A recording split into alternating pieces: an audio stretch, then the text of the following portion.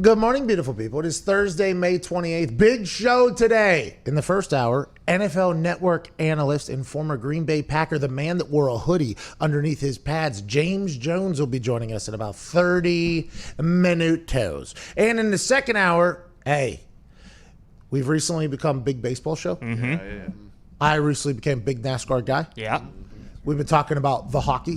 Skates on ice, skates on ice. Hey, Skates on ice. skates on ice. Skates on ice. We talk about the football. And today, Evander Holyfield, boxing legend, joins us in the second hour. Big boxing show. Let's go. Big Cover it boxing all. show. Keep the hands up. Protect the face. Why is it so interesting to me that both Mike Tyson and Evander Holyfield both showed up at about the same time in shape without any previous word or knowledge to the rest of the world that this was going to happen? Was this something they've been cooking up behind closed doors? Were they saying, hey, Iron Mike, how you feel over there? Is that what Evander's asking Iron Mike, and Iron Mike's going back like, I feel pretty good. I think I could probably get in shape or whatever. And Evander's like, let's do it, and then we'll pop up in their 50s. Tyson's 53. He's got a six-pack, eight-pack again. Looks like he could maybe take somebody's head off. And Evander Holyfield's putting out videos of him training. He said he's back to 215, his fighting weight looking good. And then he just popped out in the middle of nowhere in their 50s. I'm not even going to make it to 50. And these two are ready to go. Roy Jones Jr., boxing champ and rapper. Can't be who, can't be who, can't be who, can't be who, can't be who.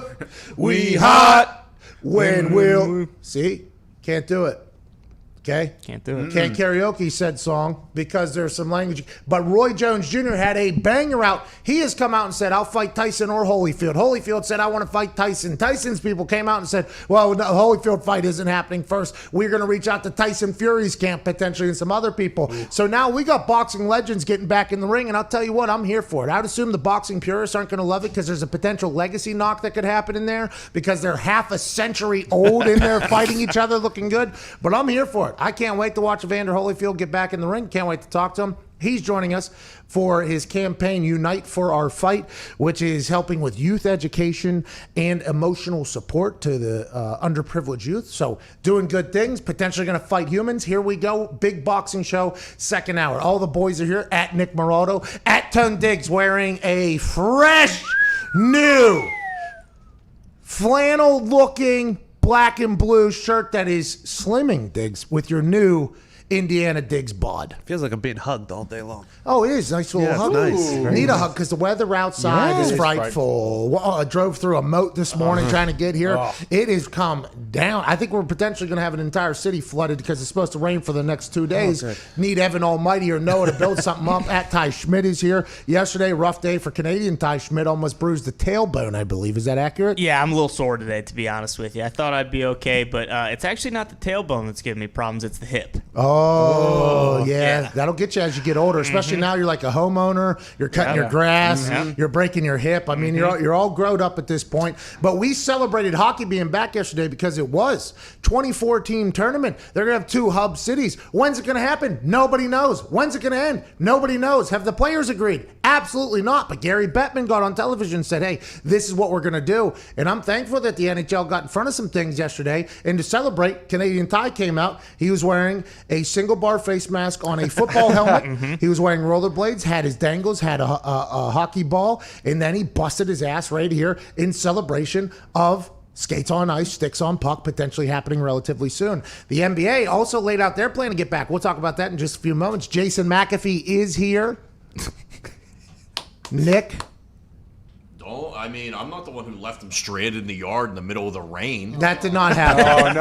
Oh, no. That did not happen. I drove Jay to work yesterday, okay, because there is a car situation happening at his house. His house is near my house, so I picked him up yesterday, drove him to work. It's good to see the brothers united like that. It was nice. It was nice. It was nice to ride down and then a ride home, and then he got out of the car, and then I hadn't talked to him since then, and a DoorDash delivery person was just driving through my yard doing donuts. You remember that, Jay?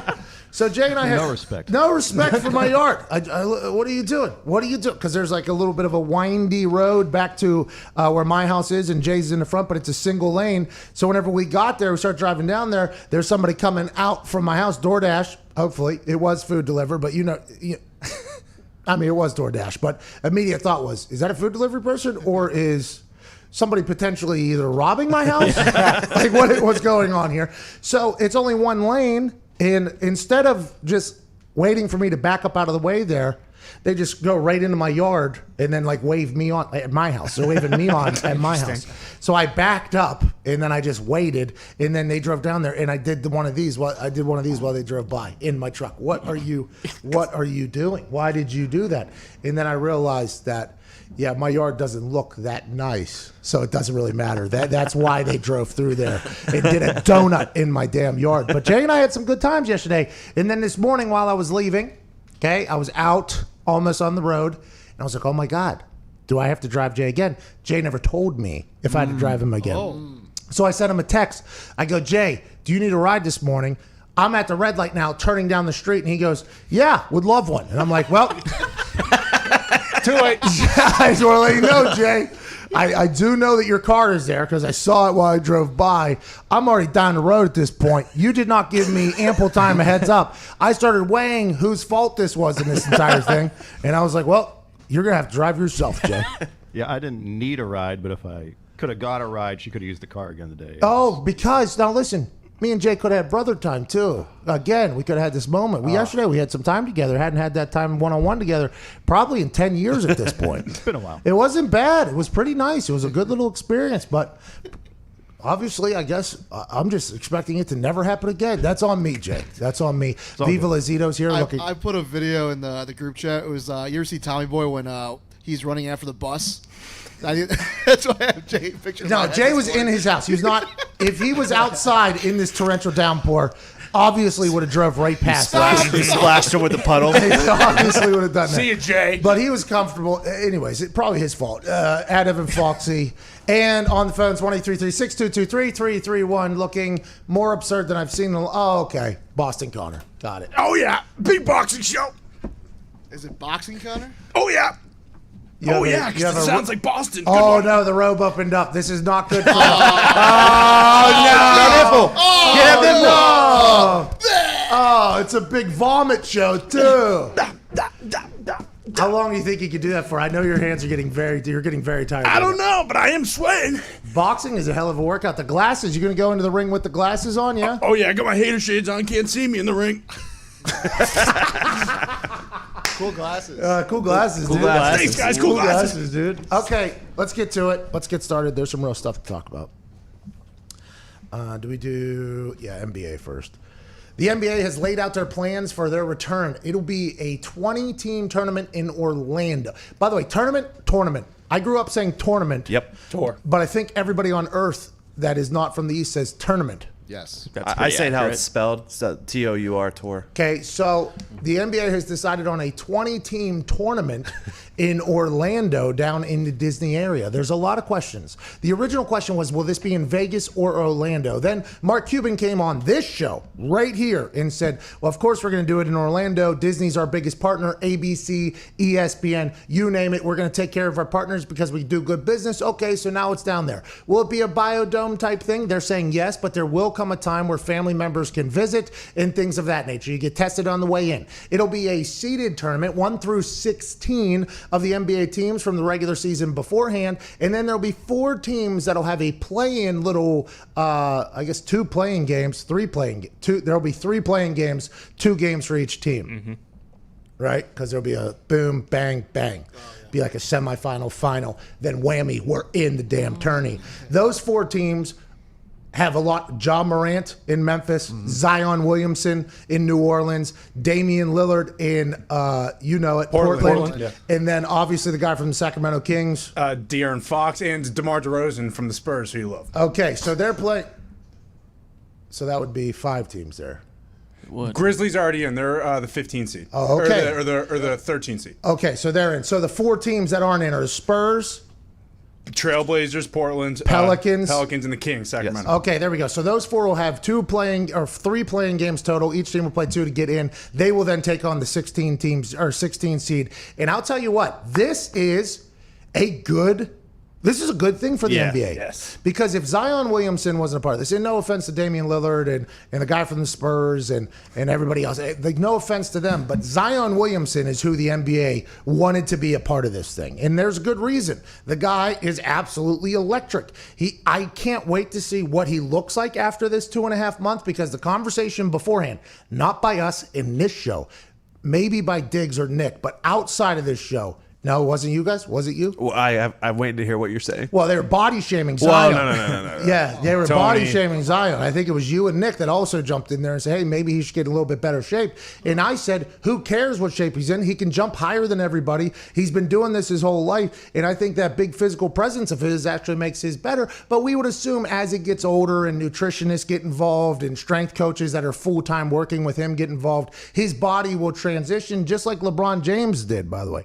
LeBron's body now is very different than what it used to be. And he got a lot thinner, leaner, so he could go a little bit faster, play a lot more games. He used to sit out some games for rest and things like that. Now he plays the full season every time. He's played the most basketball out of any human maybe in the history of basketball at a professional level, because they made the finals so many times in a damn row. But this tournament is a good idea. The NHL's doing one. That's going to be awesome. 2 hub cities, Eastern Conference, Western Conference. Take it down. Then we play for the COVID Cup. The NBA is now doing their tourney down in Orlando, and they got all their stars in there. Very different than what the world is normally like here in these 2 sports. And I think this is potentially going to be an eye-opener for a couple of sports. Like, hey, March Madness had this thing right all along. Whenever you completely engulf humans with your sports and you can kind of dive into the storylines and all this stuff, I have no idea how they're both going to coexist. I have no clue how that's going to happen, because what am I going to do in the afternoon if the Penguins are playing and Zion's playing? Oh, no. What do I do? We're at that. Double TV. 2 TVs. Yep. Bingo. 2 TVs. But what if you can't do 2 TVs? What if your service isn't good because it's raining, so you can only get enough for 1 TV? no. What do you do? I guess we're flipping back and forth, but what if I miss a Zion? What if I miss that because Sidney Crosby's over there doing little dangles with his stick? I don't know. That's going to be tough. But for me as a sports fan, the more of these types of March Madness style bracket tournaments we can get with professional athletes that are incredibly talented, I like this. And I'm thankful that these players are like, hey, this is what we want to get done. We want to do this. And I'm not sure the NHL players have come out and said that, but the NBA players have all said, we want to do this. We want to get this done.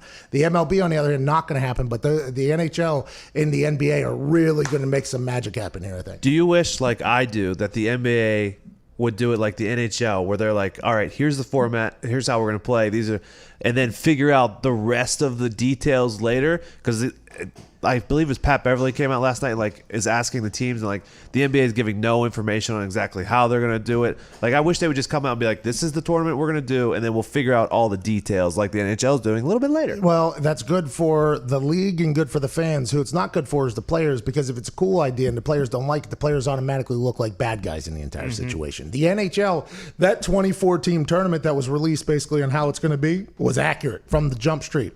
Let's assume that maybe this 16-team tournament bracket that we already saw, with the Lakers being up there with a very, very, very hard road. I think they got the Houston Rockets at least in the second round. The Milwaukee Bucks are basically just skating right in. They've already released what the tournament looks like, the bracket looks like. Let's hope that that's accurate, because looking at that, it's like, okay, this is going to be awesome. I am very excited for the NBA to get this thing done. I'm thankful that the NHL is getting it done. It gives us a lot to think about. But just like you were mentioning, and just like we talked about yesterday, it feels like the idea is there. It's just the actual product has a lot to figure out. You know what I mean? It's like, okay, money, travel, stay, because I guess there's not enough 5-star hotels down in Orlando or Disney for every NBA player to be staying in a hotel that's worth a damn. That's why everybody thought Vegas was maybe going to be the option, because Vegas has 5-star hotels everywhere. They'd be able to shut it down. The NHL instead is going to be getting that. The NBA's down in Cinderella's hometown or whatever it is down there in Orlando, down in Disney World, and they're saying that maybe there's not enough good hotels for everybody. Does it worry you at all that there was a report that came out that they're envisioning this happening in late July to early August in terms of when it starts? Does it worry you that with that being so far away that there's just so much time in between where like it could change everything? Yeah, I mean, we're probably going to hear, no, you know what? I feel like once a schedule gets put in place, it'll be executed. Like, I think the NHL is currently putting a schedule together that's going to be executed. Because you got to remember, professional athletes, professional leagues, everything, they run by schedules. Okay, so at this point, OTAs happen. At this point, training camp happens. At this point is preseason. At this point is this. So you have to have kind of those landmarks, because then you got to get so much other stuff done before then. So I think once they figure out the roadmap, I think they'll stick with it, because everything else that they have to figure out, TV, okay, who's coming in there, who's shooting this thing, where do we have cameras at, what's the content, who's broadcasting, how many broadcasters, what commentators, all that stuff has to get handled out. That's just on the TV side. Okay, now let's go to sponsors. Which sponsors are getting in? That's an entire negotiation in of itself. So I think once they figure out the timeline, like I think them saying late July, early August, that's probably in their eyes when this is going to happen. So they're operating off of that. And I don't think you won't see a lot of variance off of that unless the players come out and say, nah, we're not doing it in July or August. That's just not going to happen. I think that the negotiation, the collective bargaining that has to happen between the NHLPA and the NHL and the National Basketball Players Association. It's interesting. It's not the NBAPA. It's the NBPA, which right? That's what, it's NBPA. Yeah. Every time I see it, I'm like, that's National Basketball Players Association. You got rid of their association. Right. Say, hey, we don't want 2 A's in this damn thing. We only need 1 A. Let's get that out of there. But I think once they get that, we won't see much deviance away from the schedule. But the players have to agree to all this stuff. And you're seeing that in the MLB. That's why the MLB looks like it's not going to happen. Max Scherzer sent out a tweet that basically wrote out all his thoughts and was like, you read it, and boy, it just really has the feeling that they are nowhere near a deal. After discussing the latest developments with the rest of the players, there is no reason to engage with MLB in any further compensation reductions. We have previously negotiated a pay cut and a version of prorated salaries, and there's no justification to accept a second pay cut based upon the current information the union has received. I'm glad to hear other players voicing the same viewpoint and believe MLB's economic strategy would completely change if all documentation were to become public information. So now, this is what I talked about whenever they were talking about a 50-50 revenue split. Because whenever you have a 50-50 revenue split, that sounds good business-wise, but then you are relying on the person to show you the information that is receiving the money. So the MLB will be the ones receiving the money from the local TV networks, the local radio stations, the local whatever the baseball hat sales maybe. They're the ones that are receiving all that information. So now the MLB has to be, okay, we have never done this before ever, but yeah, we'll just open up all of our books for you to see exactly how much money we're making. And by the way, you're not looking at the bank accounts, you're just looking at somebody who's writing in the numbers that allegedly they made. It is a lot whenever you get into a revenue split because you're having a lot of trust in the other person that is receiving the money to be giving you accurate information, especially in this. And that, as soon as that came up, I was like, well, this sounds all fine and dandy, and I assume the players are like, okay, that sounds fair to us. It's 50-50, whatever. But now you're relying on the MLB not to, potentially be late on opening up the books or maybe not fully being transparent. I mean, there's a lot to that. And there's a reason billionaires are billionaires, by the way. They know how to do the numbers, from what I've been told. So I just don't see, and Scherzer's coming out and said that the MLB, I think we're going to be playing. Yep. I think there's a chance that there are replacement players because the MLB has said that they need basically a season to happen, right? Yeah. A lot of teams need something to happen or they'll end up going under. They'll end up having to sell the team. And then there's some owners that have come out and said, well, if we do this without the deal that we're presenting, we'll lose more money than if we weren't to play games. And then there's a lot to unfold in the MLB. And there's been seasons, by the way, both in the NHL, in the MLB, where there's been strikes, there's been lockouts and things of that nature. I would not be surprised if that happens with the MLB this year, with a strike happening. That just seems like that's going to be something that takes place. Do you think they're cognizant at all about, like, if they do strike and all these other leagues go off, like that's going to be damaged in terms of their fan base that they will never recover from? I don't know. I don't know any MLB fans aside from you. So you know what I mean? Like you're the only.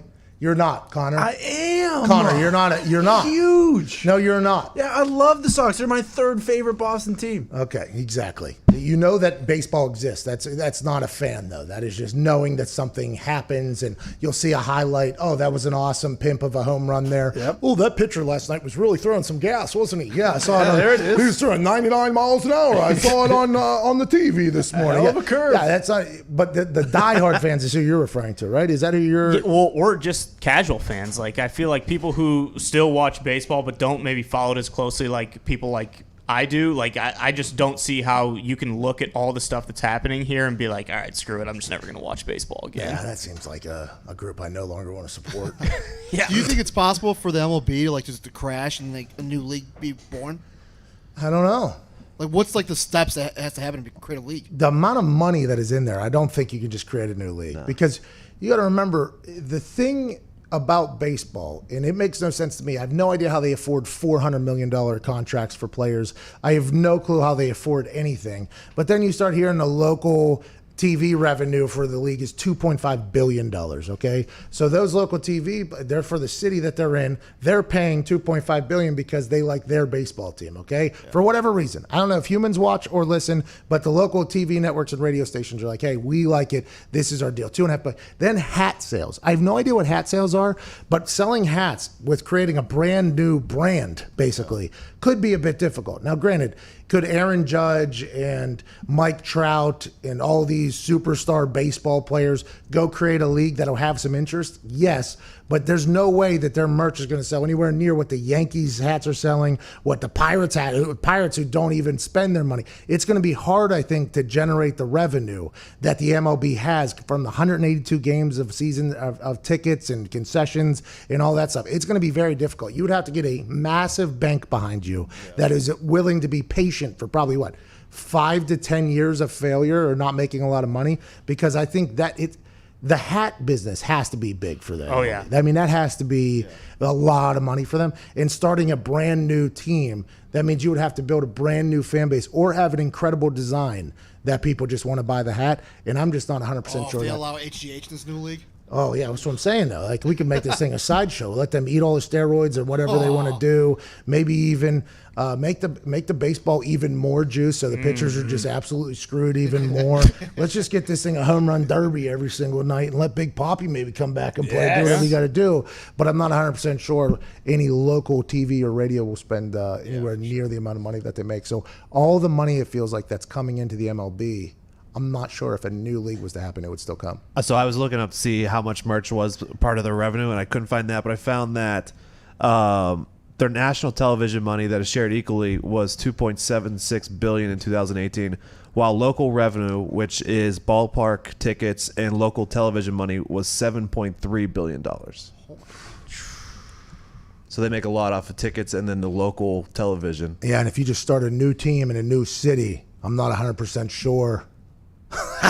No, they can't. No. See, the answer, no, you can't. Maybe a couple of them can. You get like Bryce Harper, Aaron Judge, Mike Trout, and they just do a traveling maybe home run derby. Yeah. That is a way. It would have to be maybe like every star in the league just picks up and goes. Like it'd be like that. Guys. It'd be like that hockey game that Diggs went and watched whenever Dave Coulier. Coulier was playing goalie for one of them. That's what it would be. It would be like a baseball Globetrotters. Yeah, that's exactly like a home. By the way, not a bad business here. They could probably sell out a lot of stadiums if I had to guess. And at this point, if the MLB goes under, you could probably rent those stadiums for a good amount of money or a pretty good rate. Yeah, not a bad idea there. You can get an Airbnb in that one place for $1,500 a night.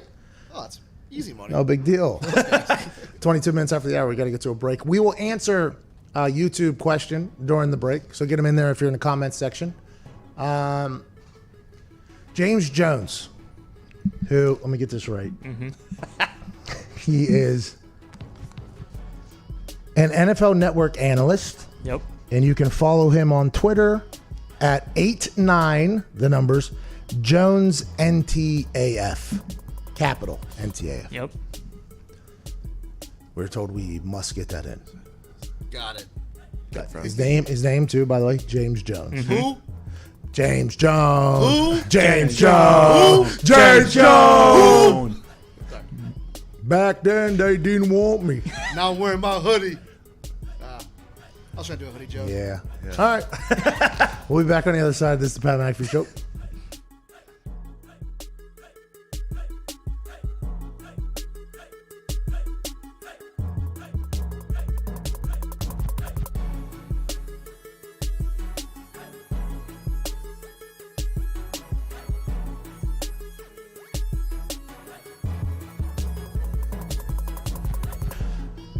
Okay, this is actually a really good question. It's not really a question. It was just them kind of flexing. Oh, man, it moved too fast. I didn't get their name. Jeez, bad person. Fathom Woodworking. Okay, shout out to the woodworkers out there. YouTube question, why is pizza round, put into a square box, and then cut into triangles? Wow. Geometry, baby. What do you park in a driveway and drive in a parkway? That is something I've never thought of right there. Is it because square pizza stinks? Whoa. Whoa. Dallas style pizza. Whoa. Dallas style pizza. Don't. Yeah, I mean, I enjoy Del Cella's, but in comparison to all the other pizzas out there, I'm taking a round pizza 10 times out of 10. Yeah, I agree. The best styles of pizza are round. But that Chicago deep dish lasagna pizza that people love, that is probably the worst pizza I've ever had in my whole entire life. You love it. The thin crust there, Don's. by the way, Don's, yep. the thin crust was great. unbelievable. Yeah. But I don't like sauce because I don't like things shooting in my mouth and burning it. And that is literally a reason why I don't like soup because I don't like my mouth to get burnt. I don't like a lot of saucy things because especially on pizza, you take a bite and then a son of a bitch hot sauce comes through the cheese into your mouth and it just burns your mouth. And I'm like, ha ha ha, yeah. And I'm like, well, I can't eat anything for 30 minutes now. I'm starving, and it's all because of this. A lot of sauce on that pizza. It was a lasagna. It wasn't a pizza. So you're saying if the sauce is too hot, too much you don't sauce. like it, Too or much just sauce. too much sauce in general. Too much sauce. Okay. Yeah, I'm a cheese guy. Yes. Okay, and there was a lot of cheese on that thing, but to make a lot of cheese ratio to how much dough there was, they had too much fucking sauce. So people have ordered this. They order less sauce on top, so it's more of a cheese Oh, so maybe Zito kind of the order set me up for failure. I could have, Zito yeah. failed But you. I'm a sauce guy. I'm a saucy guy. But the thin crust at that Giordano's place was unbelievable. Yeah, it's very, very good. It was very, very good. I don't know what it is too. Like I don't know if you guys like cold pizza, but like when it's cold, their pizza is so good. You remember that show? That Cold was a Pizza, show at one point. ESPN too, yeah. Show. Yep. Skip was a Bayless show. used to be on it, I First think. take. Yeah, and somebody, I got into it with the, not really into it. The mediator was that white guy from Jay Crawford, maybe. I believe, yeah, he was a good guy too. That was that was before First Take. It was Cold Pizza or whatever. Something was said about kickers or punters at some point, and I had a little bit of a Twitter following at the time, and we almost had a little beef. And then he answered, and he was like, "That is not what I meant." Okay, well, Jay, you're cool then. That's who I am. I am stern but fair. I will hate you unless you explain yourself. Zito, do you have any other YouTube questions for YouTube questions? YouTube questions coming from Lefty Guitar. He says, "How did you like the SpaceX NASA launch yesterday?" I'll tell you what. We'll lead off this. We got 1 minute until our radio comes back, and we will lead off with that because what a fucking dud yesterday. Hey, this office was dialed in to that show. That broadcast had I'm giving away. And when you let us down. Elon let us down. Oh, wait, I got some fucking shit to say about Elon, too. The Cybertruck window, I got to save it. You're going to hear me say something very similar here as soon as we get back in 30 seconds. Because I have been cooking on this in the morning. Zito, give James Jones a call after we talk about the the Spacer. That's a mouthful to say. I couldn't even say. NASA SpaceX launch. Yeah. Nailed it. You can't say that 10 times fast. He could. Yeah, you should probably read that. NASA. Yeah. Hey, good luck on this read, Ty. Thank you. Here you go, Appreciate Ty. it. Work Ty, time. this is worth $80. Here you go, Ty.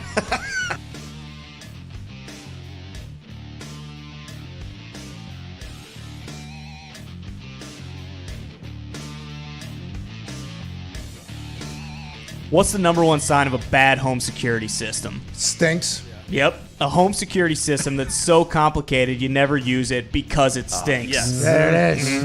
There it is. This is exactly the type of security system SimpliSafe has spent a decade fighting against. They believe that simple is safer, and it's exactly why SimpliSafe is the home security for right now when feeling safe at home has never been more important.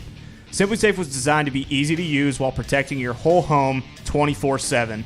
You order online with the click of a button, open the box, place the sensors, plug it in, and your home is protected around the clock. No technician or salesperson has to come and disrupt your house. You don't need to pay any outrageous monthly fees or sign a 2-year contract. And SimpliSafe was named Best Overall Home Security of 2020 by U.S. News and World Report. Wow. Wow. Is Wow. right. Nothing to sneeze at. No. Wow. And their Nothing. 24/7 professional monitoring and emergency dispatch starts at 50 cents a day. Head to simplysafe.com/Pat and get free shipping and a 60-day money-back guarantee. That's simplysafe.com/Pat to make sure they know that our show sent you. Attaboy, Ty. SimpliSafe is an incredible home security system. That's why they're winning awards. And speaking of nothing to sneeze at, probably not going to be sneezing at anything anymore in the world we're coming into. Yeah, you're right. People are talking about, don't even look at each other anymore. Can't be doing it. Don't look at me. Sorry. Thank you, Ty. Connor, Ty, you too, though. Don't. Sorry. You're right. I don't want to get coronavirus. No. Why are you looking at me? You're right. I can't. Jeez. Eyes down, Ty. Zito, what are you doing? You're I'm just looking trying at to, him, yeah, looking he's at the looking at corner of you. his eye. So Zito's trying to get you coronavirus. No, there's glass. There's glass. Smart. Yep. Oh, I got sunglasses on. I'm fine. Guys, we should look at each other. Sunglasses. Yesterday on Twitter, there was a broadcast by SpaceX and NASA who have collabed for $130 million, I believe is the price. Sounds is that right. $130 million launch of 2 spacemen into space using Elon Musk's vehicle of choice to get back to his home planet. This is the first time that Americans will be launched into space from America since 2011. What had been happening since then, because the NASA program got shut down, American astronauts have been going over to Russia, and then we were paying them like $160 million, I believe, to take off in Russia to go to the Russian space station. So when Elon Musk, our alien that has chosen to live in California, started building his rocket ships, I would assume the government and NASA was very intrigued by his potential success rate. You got to remember when SpaceX came out, he was sending these rockets up into the sky. They were controlling them with like a little Xbox controller. It was going up, touching like the almost to space, and then coming back and landing on something that was this big. If you do recall what the space shuttles used to look like, they were aiming for oceans because they had no idea where they were coming in at. There was these massive flames. There was obviously being an astronaut and being a space person is very scary. It takes massive gut sack. And now Elon Musk has come out, our alien, our smart guy, has come out and said, hey, I got a rocket ship that I think can take humans into space. So NASA says, let's do it. He gets $130 million for it. Then yesterday they were supposed to take off. It was a 4-hour broadcast. At one point, 560,000 people were watching that at one point. Massive numbers. They had a couple broadcasters. Sounded like an SNL skit a little bit while they were talking over the things that were happening. They had dudes dressed in all black looking like ninjas. They had their face masks on because they didn't want to give coronavirus to give the astronauts who would then take it up into space. Now what are we doing? We're giving the coronavirus to every alien up there. That was a smart move. There was a couple noticeable things though. For instance, Tim McAfee looked at the weather map yesterday at about noon, wherever they were trying to take off, and going, they're not going to take off. The weather looks terrible. They did not read the Doppler down there, it seems like, because they all the way up until maybe 20 minutes, 30 minutes before they were supposed to take off, they said, not going to be able to do it. The weather isn't doing it. At one point, one of the astronauts dropped something out of his pocket. It hit the bottom of the rocket. There was a moment where we noticed that the guy just had regular ass glasses on. He's about to go into space. We thought maybe he should have rec specs on. There was a lot of things yesterday that looked very cavalier, very relaxed. And in a world that is surrounded by potential chaos and so many intelligent things, and this has to happen for this has to happen, it feels like Elon Musk really has figured out the rocket ship because of how relaxed and calm everybody looked yesterday. But his Cybertruck rollout, remember, he had the bulletproof windows. Then guy tossed literally lobbed it at the thing, broke the glass. Okay, Elon, no big deal. We'll still buy that big ugly ass truck because it looks cool at some point, I'd assume, and you created it. We'll buy that for sure. And now his spaceship, 4 hours, 5-hour dud, blue balls situation, they're still on Earth. I guess they're going to plan to take off for another day. Personally, I mean, this is not my NASA. This is, I mean, my NASA wouldn't let a couple raindrops prevent a rocket that's designed to burst through the atmosphere to prevent a launch. Yeah, but your NASA was also aiming for oceans to come back into Earth. You know I thought that was pretty cool. Oh, you thought that they were just. I mean, the victory when the astronauts came out of the space module in the ocean was awesome. And also, people were talking about the space costumes because they look nothing like. They look nothing like what the old astronaut costume used to look like. If you do recall, they look like a Michelin man almost, or a Michelin woman, and then they had a big biodome sphere on their head and everything like that. Yesterday's costumes didn't look nothing like that. And you think about Independence Day, is that the movie right where they go into space? Where Armageddon. That outfit, that costume, the orange one, awesome. Yesterday kind of looked a little bit nerdy, didn't really give out the effect that these two are absolute badasses going to space. They look like they had a Moto X helmet on at one point, by the way. But by the way, that's how smart Elon is. You can act like you're hopping into a Tesla, basically. We'll take you to that space station. They said it's very user-friendly, too, so buffoons like Connor could get in there and get to space. I would love to. Those are sleek suits. Sleek suits, only $130 million. You can get in there and get off. Okay, I'll start saving up. Joining us now is an analyst on the NFL Network, and you can follow him on the Twitter at 89. Well, let me get it right here. This is on me. 89 Jones NTAF. Ladies and gentlemen, Super Bowl champion James Jones. Hey! What's going on, fellas? What's on that hat there? Oh, that's San Jose State all day, man. Spartans. Okay, let's go. Those are my Spartans, by the way. I thought that was potentially a Michigan State hat, and we were going to have quite a conversation there. No, sir. Better Spartans right here. SJSU all day. How's life? How is the NFL Network? How is talking about football when we have no idea what the NFL season is going to look like, James? Man, shoot. Life is good, man. I'm PE teacher over here right now, man, with the kids, man. So life is good, man. I mean, shoot, I'm dying for some football, man. I'm dying for some stuff to talk about as well, man. Just waiting for all this to be over, and it'll be over soon. But ready to get back to some football, man. I mean, the draft went on. A lot of teams made some moves. I mean, free agency went on. A lot of teams made some moves. A lot of teams got better. So I'm ready for this thing to unfold, man, so we can see what's going to happen. All right, let's talk about those in order that you mentioned them. The draft, the team that you played for and had a lot of success with, had an interesting round one. The Green Bay Packers pick up Jordan Love, the quarterback allegedly of the future, at least 3 to 4 years down the road. How do you feel about that whole thing? And how do you feel about how Aaron Rodgers has handled it, in which he said, like, listen, this isn't Jordan Love's fault. I'm going to be nice to him. Obviously, the GM is looking ahead and everything like that. How do you think this is going to potentially motivate Aaron, or what do you think this is going to do to the locker room? Man, I wouldn't be surprised if Aaron Rodgers wins MVP this year, man. He's a guy who's always going to accept the challenge, man. He's going to always rise to the occasion, man. And now you have a guy in the first round who eventually is going to have to play. We don't know if it's going to be 4 years. We don't know if it's going to be 2 years. We don't know if it's going to be 10. We don't know. But we know when you take a guy in the first round, they are going to want to see him play before his contract is up. And Aaron Rodgers knows that. He was one of those guys that was drafted in the first round and had those opportunities. So he knows for that, to push that back, you have to play at a high level. And I believe Aaron Rodgers is going to come out. He will win MVP this year. He's going to have a chip on his shoulder, and he already has. He's a perfectionist. I've been around the guy for a very long time, man. He is a competitor. He's going to want to show the world that this is my team. This is my job for a very long time, man. But speaking of the draft, I was surprised, just like everybody else was surprised. You take Jordan Love. You're in the NFC Championship game. We're all watching the NFC Championship game like, man, if they could get another guy on the other side of Devontae Adams, if they could maybe add another pass rusher or something on defense, dang, they could be right there. And then you're waiting in the draft. Oh, yeah, here go the receiver. Here comes – and then you see quarterback, and you're like, my goodness, you were in the NFC Championship. Aaron Rodgers' first year in your system. He's going into his second year. So I was surprised, but then I sat back and thought about it. Aaron Rodgers, 36 years old.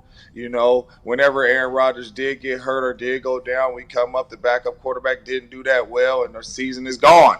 You know what I mean? Because we lost our best player on our team. So you want to prepare for situations like that. I don't think Jordan Love is going to get in the game for about 3 or 4 years, because I think Aaron has a lot of football left in him. But I understand why they did it. Hey, the FBI, the Football Power Index, which is a computer, says that the Green Bay Packers are the 15th best team in the NFL, from NFC Championship to 15 overall. And the Cowboys are at number 5 somehow. What do you think about stupid computers making decisions like this?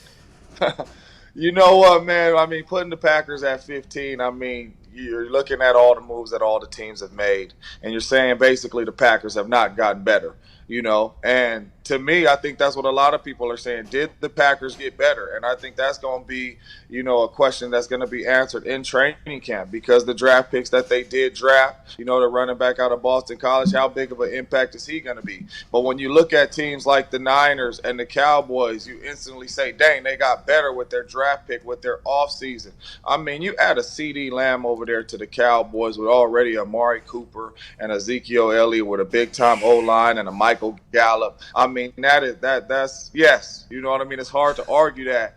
And speaking on top of that is, I'm a big fan of Mike McCarthy. You are going in Coach Mike McCarthy's system, which is a receiver-friendly system. Like, these guys are going to get a lot of one-on-ones, a lot of opportunities to make plays, man. I'm telling you, the Dallas Cowboys are scary. I'm going on record saying Aaron Rodgers will win MVP, and I'm going on record saying the Dallas Cowboys will have the best record in the NFC. Okay, I'm going to write that down. James Jones, NFL Network.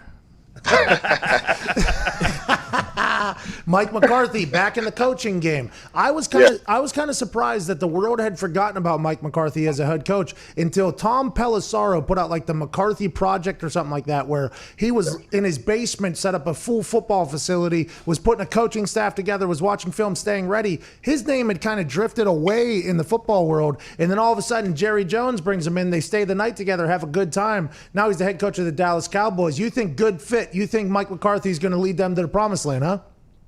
Man, I think great fit, man. I know a lot of people want to, kind of, slap Mike in the back of the head for the last season he had with the Green Bay Packers and put all the blame on him for everything that went on.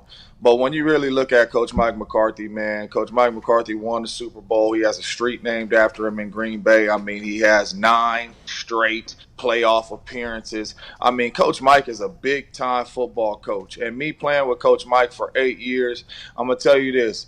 He is special at getting the best out of his players. He's special at taking care of his players, and that's going to get his players to fight harder for him. His schedule during the week, you come into that game and you are going to feel lovely. You're going to feel fresh, and that is going to get his team to fight for him day in and day out. And on the offensive side of the ball, I can't speak for the defensive side of the ball, but for the offensive side of the ball, he is going to put his receivers and Dak Prescott in the best situation. And I think Dak Prescott is going to have a huge year in Coach Mike's offense. It's so free. It's so receiver friendly and quarterback friendly. It's going to give him a lot of chances to check out of plays. He hasn't signed a contract. What do you think is going to happen with the drama off the field, though, Jay? That literally has to be addressed at this point. I mean, that is something that has to be addressed for real. Absolutely.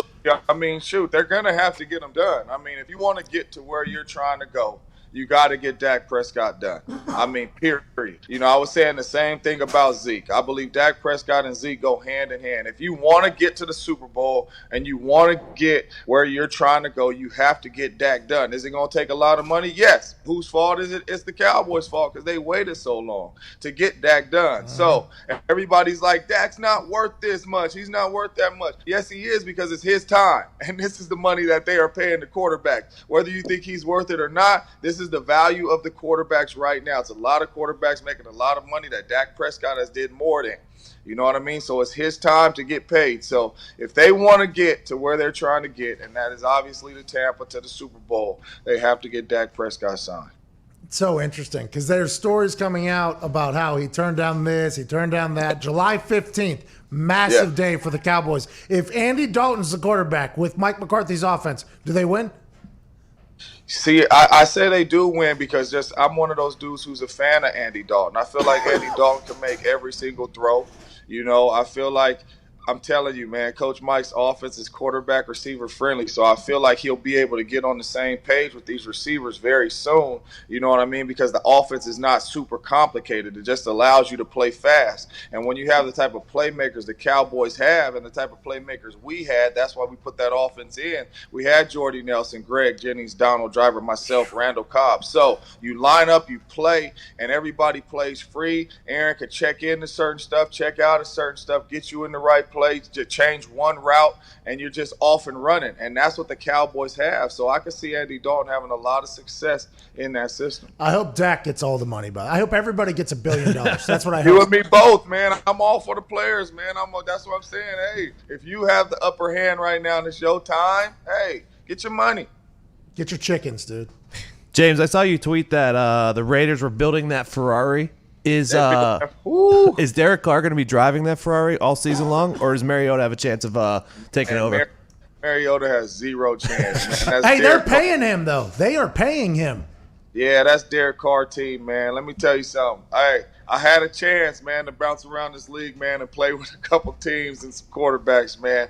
And let me tell you something. Derek Carr is special, man. He's a special thrower of the football. And a lot of people think like, oh, man, he ain't did this and he ain't did that. Look at what he's had. He hasn't had a big-time defense to help him out like a lot of these quarterbacks had. All the pressure and to win games has been on his shoulders, and he hasn't really had a lot of the talent. And when he did have a lot of the talent, he was in the MVP conversation, and he got hurt before the playoffs and messed the whole Raiders season up. Cool. So I believe Derek Carr is a special quarterback. The keys to the cars is his. Marcus Mariota is not even up there in the type of caliber quarterbacks that Derek Carr is, in my humble opinion. Jordy Nelson said the same damn thing. And once you start thinking about the turnover of offensive coordinators and players and things of that nature, it makes a lot of sense. I think before we let you go, I think we got maybe a PE student in the room there. Just touch you there. My little man just woke up, man. He always come in here messing with daddy. He don't never sleep. He wake up. Well, good morning, buddy. Have a great day today. Your dad just absolutely crushed it. You can see him on NFL Network and follow him at 89 Jones NTAF. What does NTAF mean? Never think about failure. Woo! You got man. You got it. Let's go get the success. James Jones. I appreciate you. We have to get to Appreciate you guys, man. You too, James. It was awesome.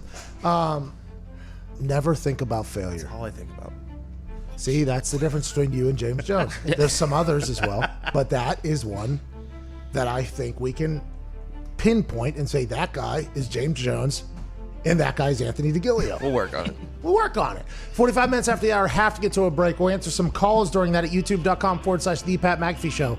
I don't know why you're listening, but I'm thankful that you do. We're back on the other side.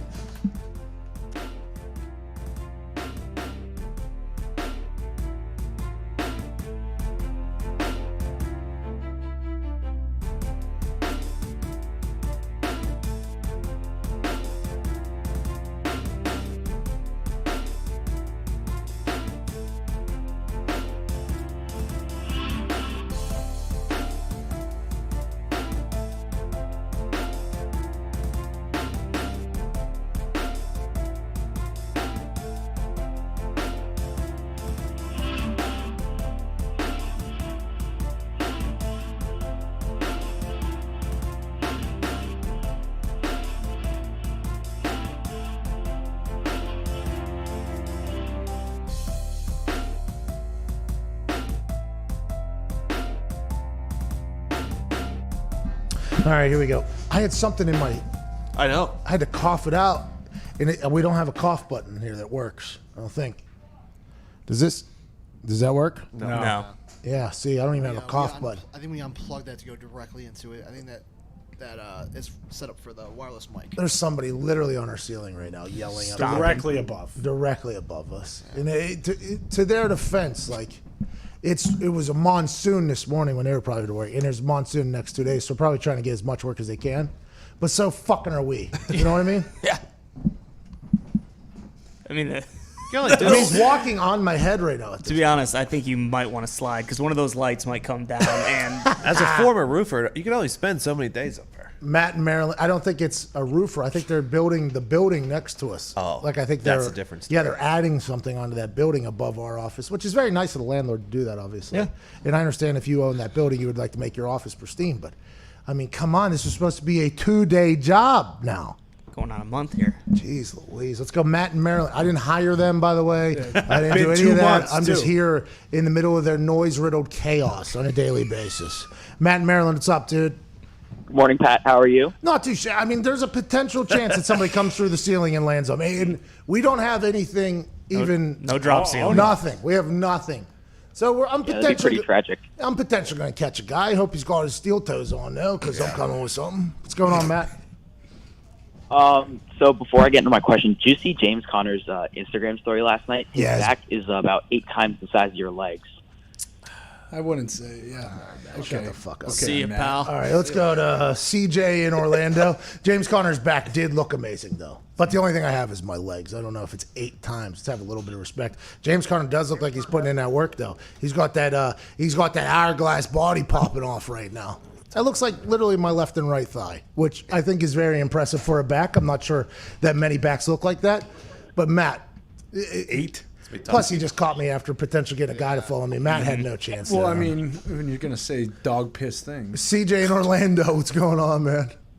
What's up, Pat? How you doing? Not too shabby. Hey, Orlando's about to be popping off down here with this NBA. You're going to see, now you won't because they're not going to be allowed to leave, but LeBron will be in that area. Same with Zion. Your name, everybody's going to be down there. It's a good time to be in Orlando, I'd assume.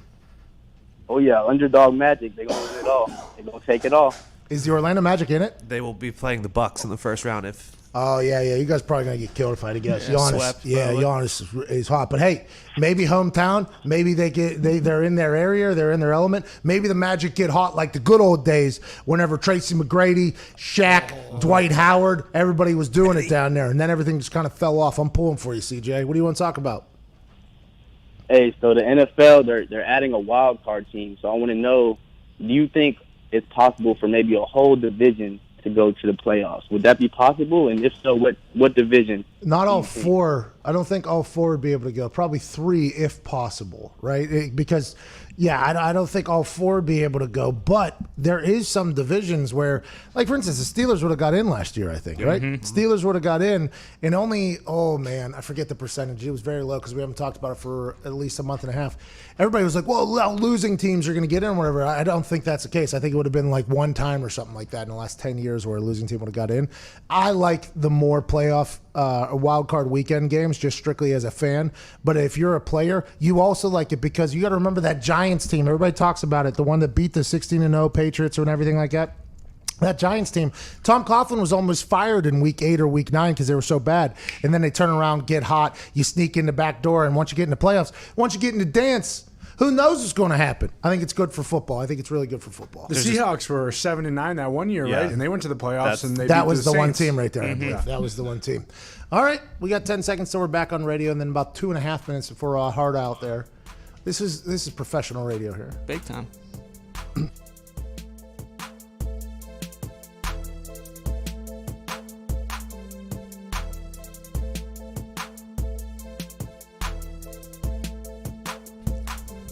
James Conner's back.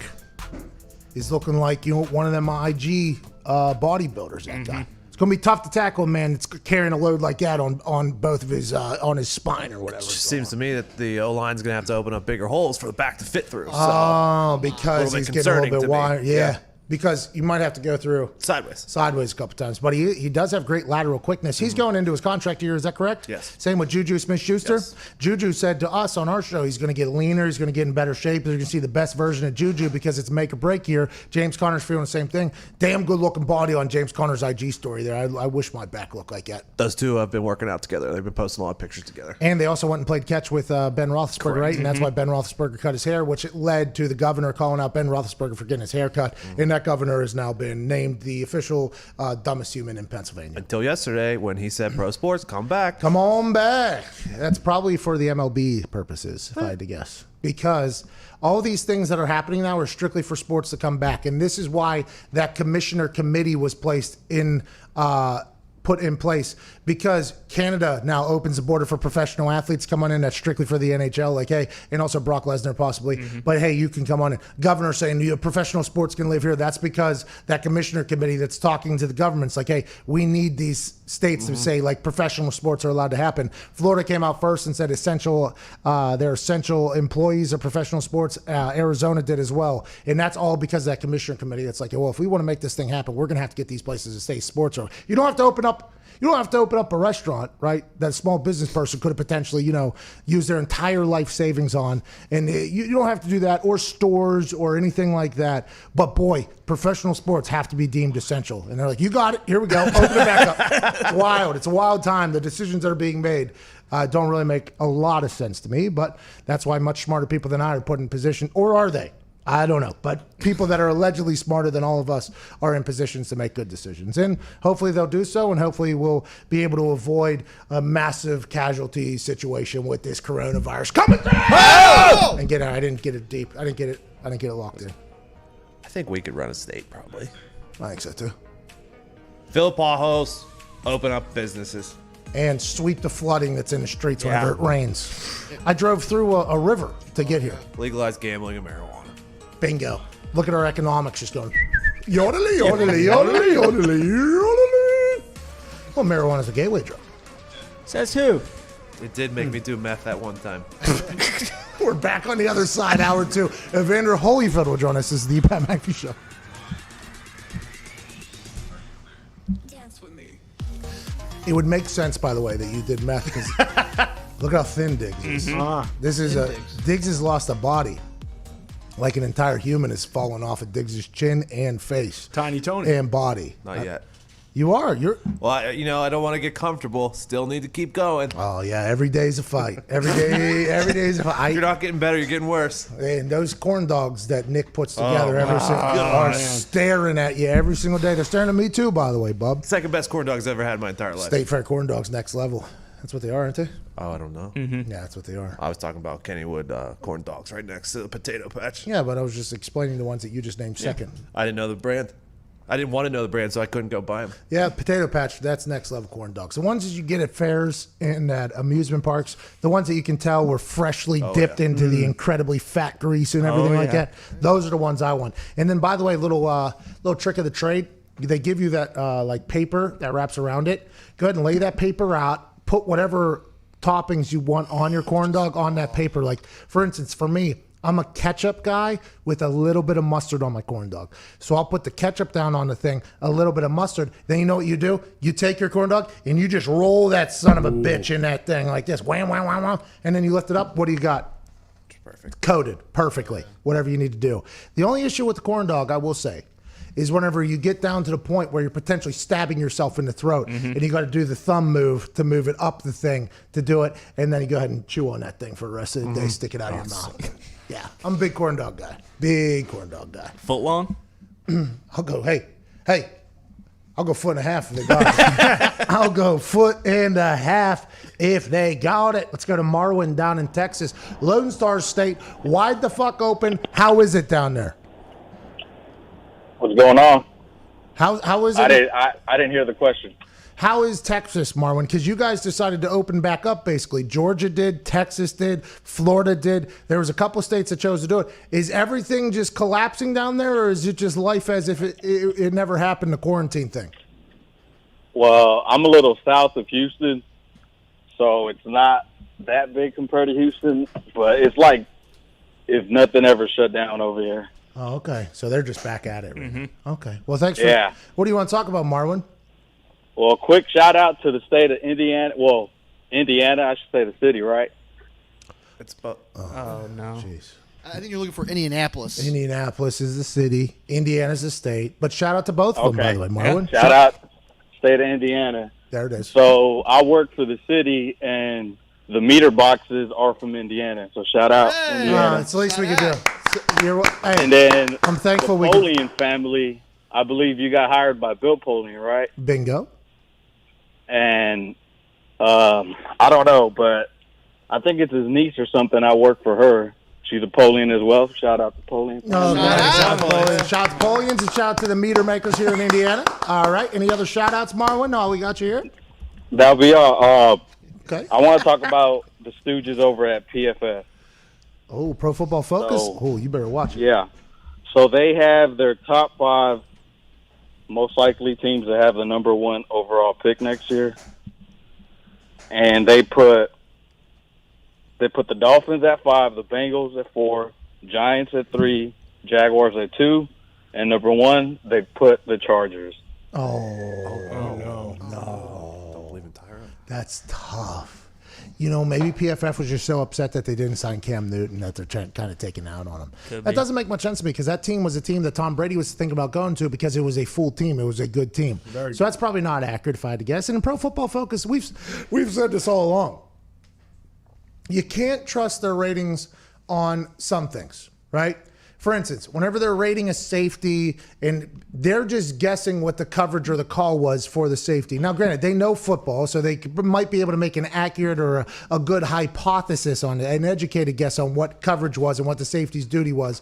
But if they don't know the call, you can't give plus or minuses for a play because you have no idea if you're not in huddle. And I think they would even admit that. Like, hey, we're trying our best to figure out what they're supposed to do. I think they're the only place, though, that watches every single play that a player has. I think that's why they're credible. But when it comes to punting and kicking, it's pretty easy to see if you did your job or not. So, no big deal. Pro Football Focus, punter of the decade, watch every fucking snap. Congratulations. Thank you. No big deal. MBD, kind of big deal. But I like what they do, though. You have to take it all with a grain of salt, obviously. Like, okay, were they able to probably not be able to figure that out? But whenever they give ratings, I think it is tend to be pretty accurate, but they do get some things wrong, which I think they would even admit. Like, hey, we don't know everything. We're not in a damn huddle. What do you want from us? 5 seconds until hour 2 begins. Here we go, boys. Let's have a fucking here we go. Let's go. Oh, my God. Oh, my God. Good morning, beautiful people. It is Thursday, May 28th, and it's a great day. In the first hour, James Jones joined us, Super Bowl champion from the Green Bay Packers. We talked about Aaron Rodgers. He said that Aaron Rodgers is probably going to be the MVP this upcoming year because he's going to have a lot of spike. He's going to say, hey, you want to draft a guy that's going to replace me? I will come out guns a-blazing. He thinks that Aaron Rodgers will be the MVP, but he thinks the Dallas Cowboys will have the best record in the NFC because Mike McCarthy was his coach in Green Bay, and he said he loved him. Now, granted, he said you're going to have to pay Dak Prescott, and it's the Cowboys' fault because they didn't pay him last year, so now they got to pay him an exorbitant amount of cash, but that's the way it's going to be, and he thinks Mike McCarthy's going to lead them to the promised land. Derek Carr was his quarterback whenever he was at the Raiders. He says Derek Carr is one of the best ball throwers he has ever seen. He's been a victim of circumstance. That's why he hasn't had the success that he was supposed to have. New offensive coordinators, new wide receivers, you name it, Derek Carr. Now, new city, new stadium, everything that Derek Carr has had to go through, James Jones said, has been tough for him to really find a groove. He said whenever he was healthy and had a good wide receiving core and had an offensive coordinator for a little bit, he was an MVP candidate. And that was in 2016, by the way, when he inevitably got hurt on Christmas Eve against the Indianapolis Colts in Oakland. Forgotten about in that game is when I ran a fake that was supposed to be a touchdown and I hit a spin move on a guy and I should have chose to jump over him. And that is forgotten about that entire thing. But he said, just like Jordy Nelson said, that Derek Carr does not get enough credit for how good of a quarterback he is. Maybe Derek Carr is the sneaky next year MVP candidate. Maybe Derek Carr and the Oakland Raiders are the team that kind of gets hot out there in the desert. They got this black star stadium in the middle of a desert. It looks beautiful. It looks sleek. It looks like it's about done. Maybe the Raiders are the team in the AFC you need to look out for next year. Who knows?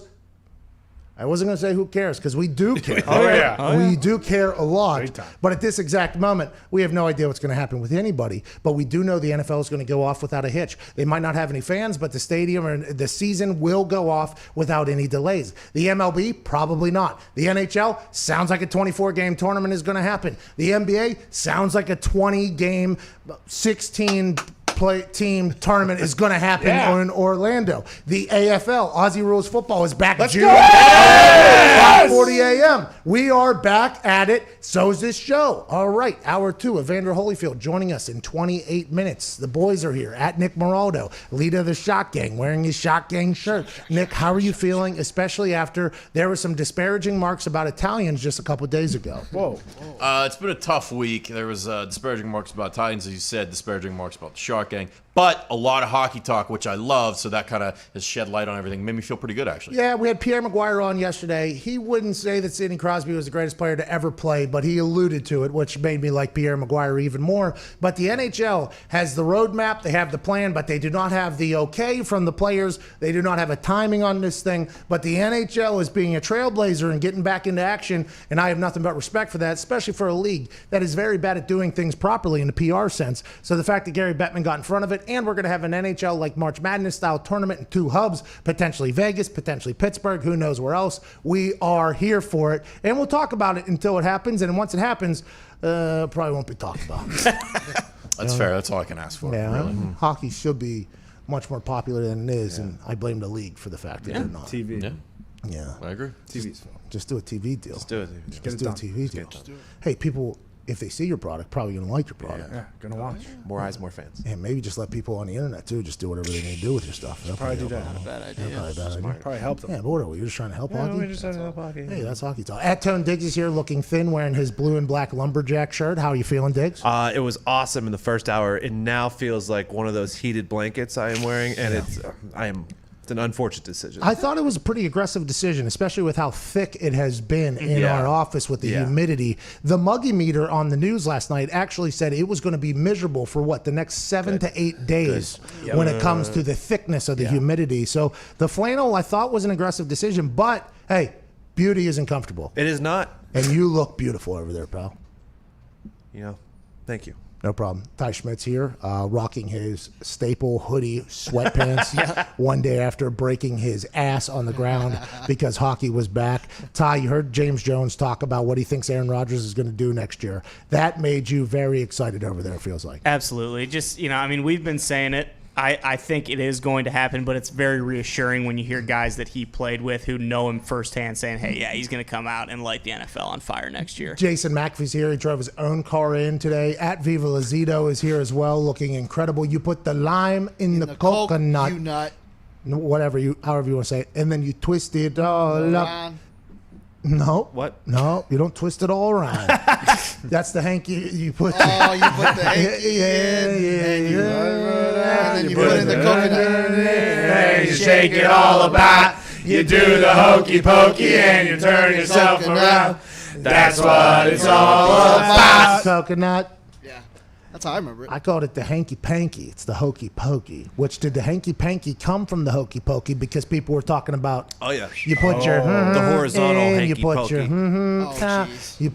Oh, Oh, you're talking about missionary. Yeah. oh no. Okay. Okay. Sex talk. Sex talk. Evan Foxy doing a fantastic job back there. I want to let you know, really good day today. Yesterday he missed a cross check right to our intern's face. I did. I'm still not over it, to be honest. It might be one of the worst camera works I've ever done. Well, the issue was you let what happened in the first quarter affect your second quarter because we were talking about something and he just refused to put it up on the screen for 45 minutes or something like that. So he let one error become numerous errors, which is something you can't do, Foxy. I know. You're a young man in this game. You can't let one thing affect another. Once the one thing goes wrong, okay, set that aside. We'll deal with this later. Hey, when I'm alone in the bathroom, I will be pissed off about that later. Yeah. But I can't let that one mistake become 10 mistakes because then you know what happens? Then it just steamrolls and that becomes the norm and that becomes the accepted and that becomes what everybody thinks of Evan Foxy. And that's not Evan Foxy. That's not the Evan Foxy we know. Yeah, you missed 7, 8 threes in a row for money. But then what did you do? You bounce back and you hit 15, 20 straight. Exactly. That's what Evan Foxy has to do. And that's how you don't let one mistake become 10. You get that thing out of your mind and be pissed about it later. Don't forget about it. You should definitely not forget about it because then what do? We don't learn from it. But we put it away. We pack it deep down inside. And then whenever we're on the commode, we're in the shower, we're looking in the mirror, we let that thing explode. And then we do a little yoga, maybe some meditation. Cool down. Maybe hop in a cold tub, maybe do what you got to do, find your golf game, and then you move forward. Can't do it, Fox. No, you're right. You coached me up right after the show yesterday. You told me I'm going to bounce back today, and so far I have. I mean, it's not over yet. Let's not get ahead of ourselves. Oh. You said it. I didn't say it. You said I bounced back. Well, you did bounce back. It's second half yesterday. I think second hour you had maybe one of your best shows. That first hour, though. I know. But I know. People don't respect how many buttons you got to push and move. There's a lot of them. There is a lot of buttons back here. You can't see them, but hey. It was good coaching by you. Something maybe you should think about someday. Coaching? Yes. Nah, I don't care enough about people. Boston Connor's back there answering the phones, 1-833-622-3331. Is that an Irish flag around your neck? Oh, yeah. I mean, I won my match for America, but I only have an Irish flag, so I had to wear it. Okay, and the Irish flag was strictly because we brought up how the Italians were getting slandered a couple days ago? No, I wouldn't say anything about that, but I mean, Ireland is the best country that starts with an I. There's just no denying that. Oh, wow. Remember, we are trying to get big in India, so let's maybe relax a little bit, pipe down with the Irish nationalism that you got going on. Fair enough. I will. I apologize. Why do you have the boxing gloves on still? Because I won my match. Honestly, I would have taken them off. They just put the shirt on. Obviously, repping the shock. One glove. Well, I took one off, obviously, so I could, You're wiping You're sweat wiping with the sweat with the flag? Yeah, I love it so much. I sleep with this flag. What do you mean? So you just drag it on the ground? No, too? I don't drag. It never touches the ground. The bed's not on the ground. That flag would rather touch the ground than your face or your bed. Conor McGregor's never done that. Never. He actually just accepted a fight from Anderson Silva, the Brazilian stud who reigns supreme over the UFC for a long, long time. Anderson Silva, in an interview, called for Conor McGregor's super fight at 160-pound catch weight, which I believe is an intermediate weight between both of them.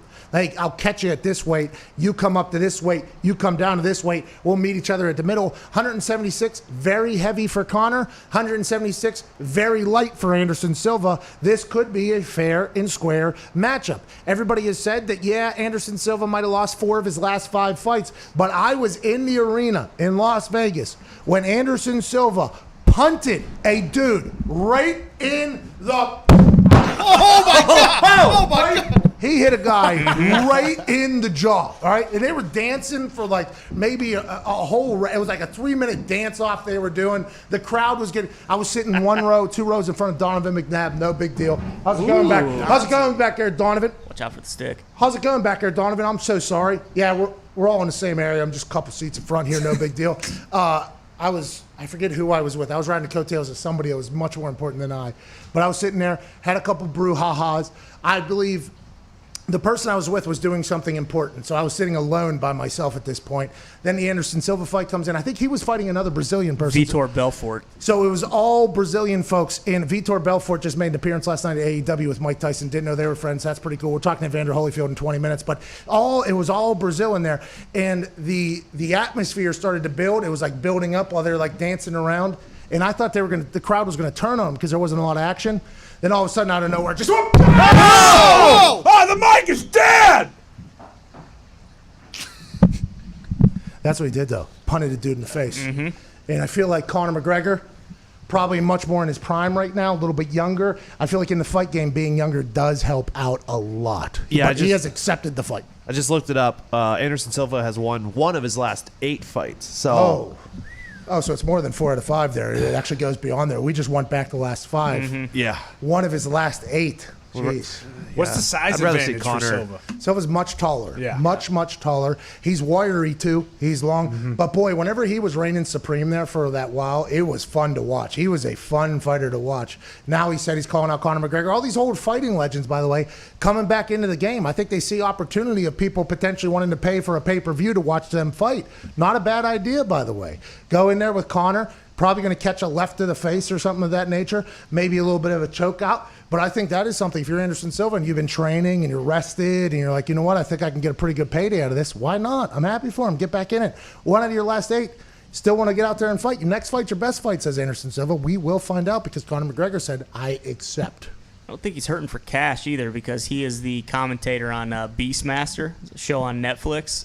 They have like a bunch of people from all over the world. He's one of the lead commentators on it, so I don't think he's hurting for cash. Yeah, I think he maybe just wants to do it. You know, when you win 1 of your last 8 and you were once the greatest on earth, I would assume you would like that taste of victory one more time. I don't know if Conor McGregor's the right guy to go after, but he knows it'll be a lot of eyeballs, a lot of money. That's a super fight, by the way. It might be at a catch weight, but that's a super fight whenever you think about legends fighting legends. If you think about that, is that a lose-lose for McGregor, though? Like, why take Bingo. Yeah, you're beating up a washed-up Anderson Silva, or you lost to a guy who lost 7 of his last 8 fights. It's a lose-lose, but Conor said, I accept or whatever, because Conor knows that Anderson Silva in Brazil is massive. I think if I was told right, because I think I was at the weigh-ins the day before for that fight as well, Anderson Silva, he doesn't do American media. He just does Brazilian media. He literally loves Brazil. He lives in Brazil still. He puts on for Brazil. I would assume Conor's like, okay, it's going to be a big fight. This guy's an international star. He's massive in Brazil. That would probably sell a lot of pay-per-views. It's a good business move if you're Conor. And Conor's probably already looked at his film a couple times and been like, yeah, okay, all good. Yeah, we can do that for sure, whatever you want to do, Anderson. And for him, would that be a 3rd weight class that he gets a win in, right? Because he's two weight class champion at one point, right? And then he lost to Diaz. Diaz, is it? Diaz!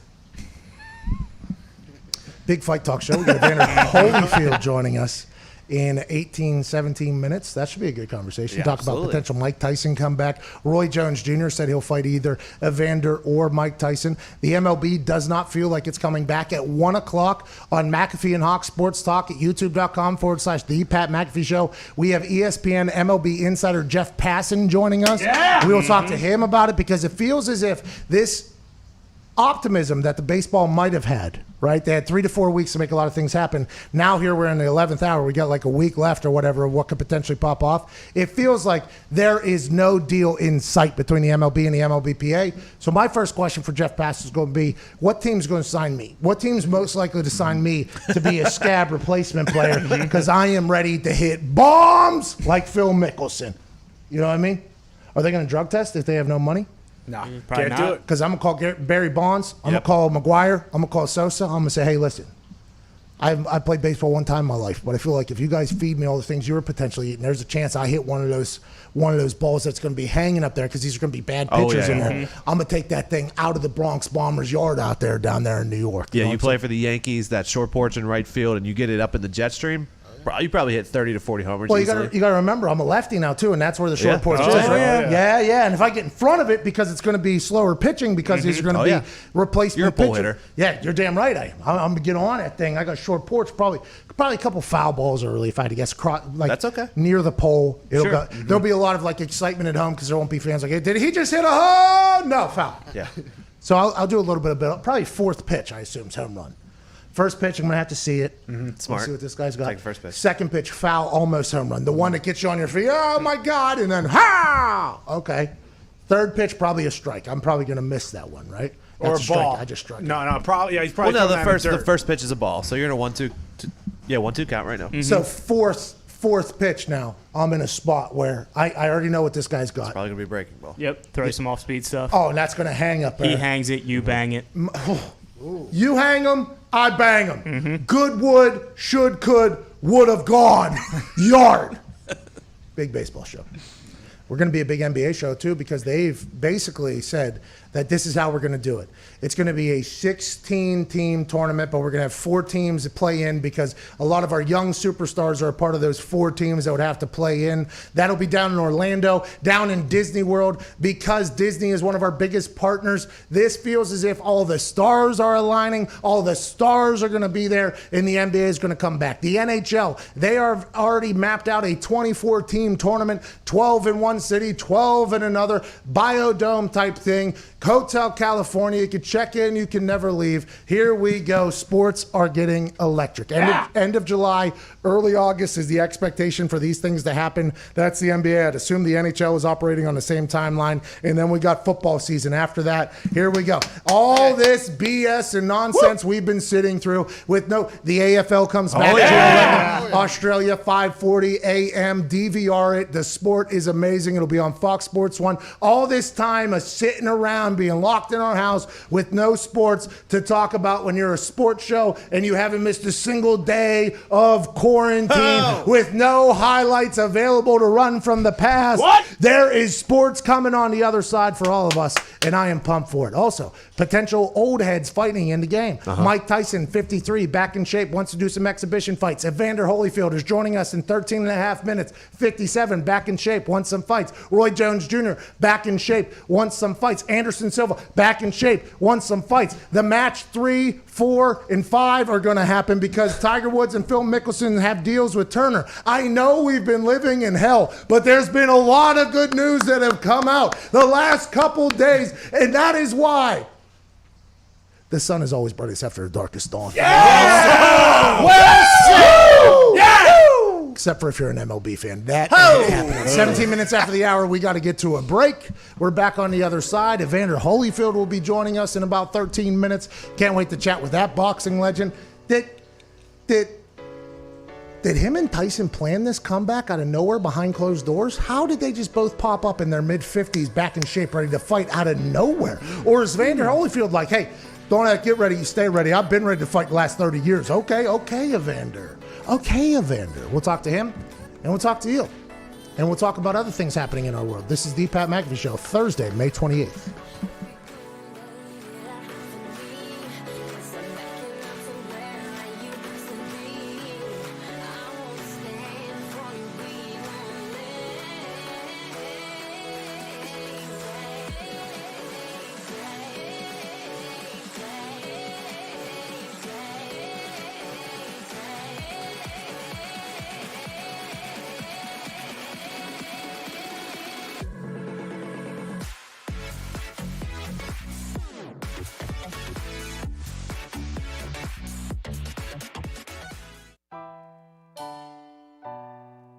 His top target, the burner, on play 1, puts the Cougs on top. What a start here in New Orleans, Adam. Everybody talked about De'Aaron King being a runner. The Tulane defense knew that. It almost felt like he was going to do it. Then he pulls up and drops a dime to Marquez Stevenson to start in an electrifying fashion, man. The fridge, Pat, is back to punt. Ryan Wright. I love this man. 6'3", 255. And he hits a Wow. bomb for the break. The fridge saw his team was in trouble, trotted out on the field, and hit a bomb. Yeah, and then I walked all the way through here, down here, sweating profusely, I'd assume. up an elevator back here that will be loaded with humans, all the way down here, into here, kick off. Let's call it football. Yeah. That is absolutely magical for the brand and for Dane Roy. They had 2 returners the entire first half. They put one back there. The ball goes over his head. Perfect bounce, perfect coverage. Good for the University of Houston.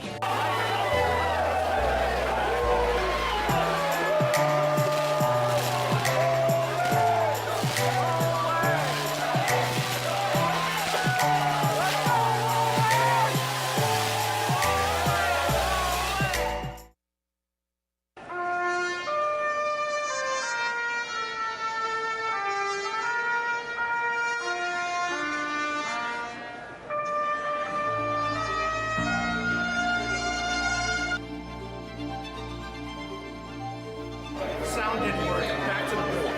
If I'm in a student section or in a weird place, maybe a remote area, and you have my mic on, ready to roll, my mic on, ready to roll, my mic on.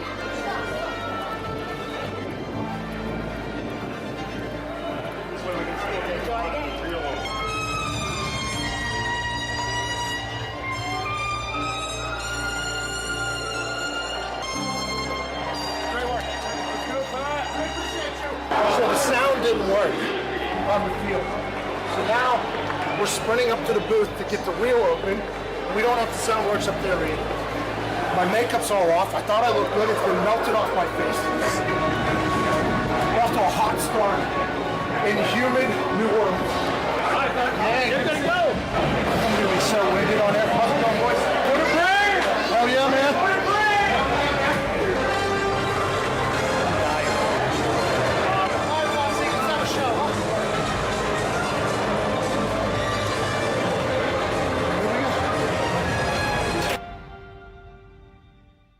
McMillan launches down the middle for McCluskey. And he breaks free. Jalen McCluskey. Touchdown.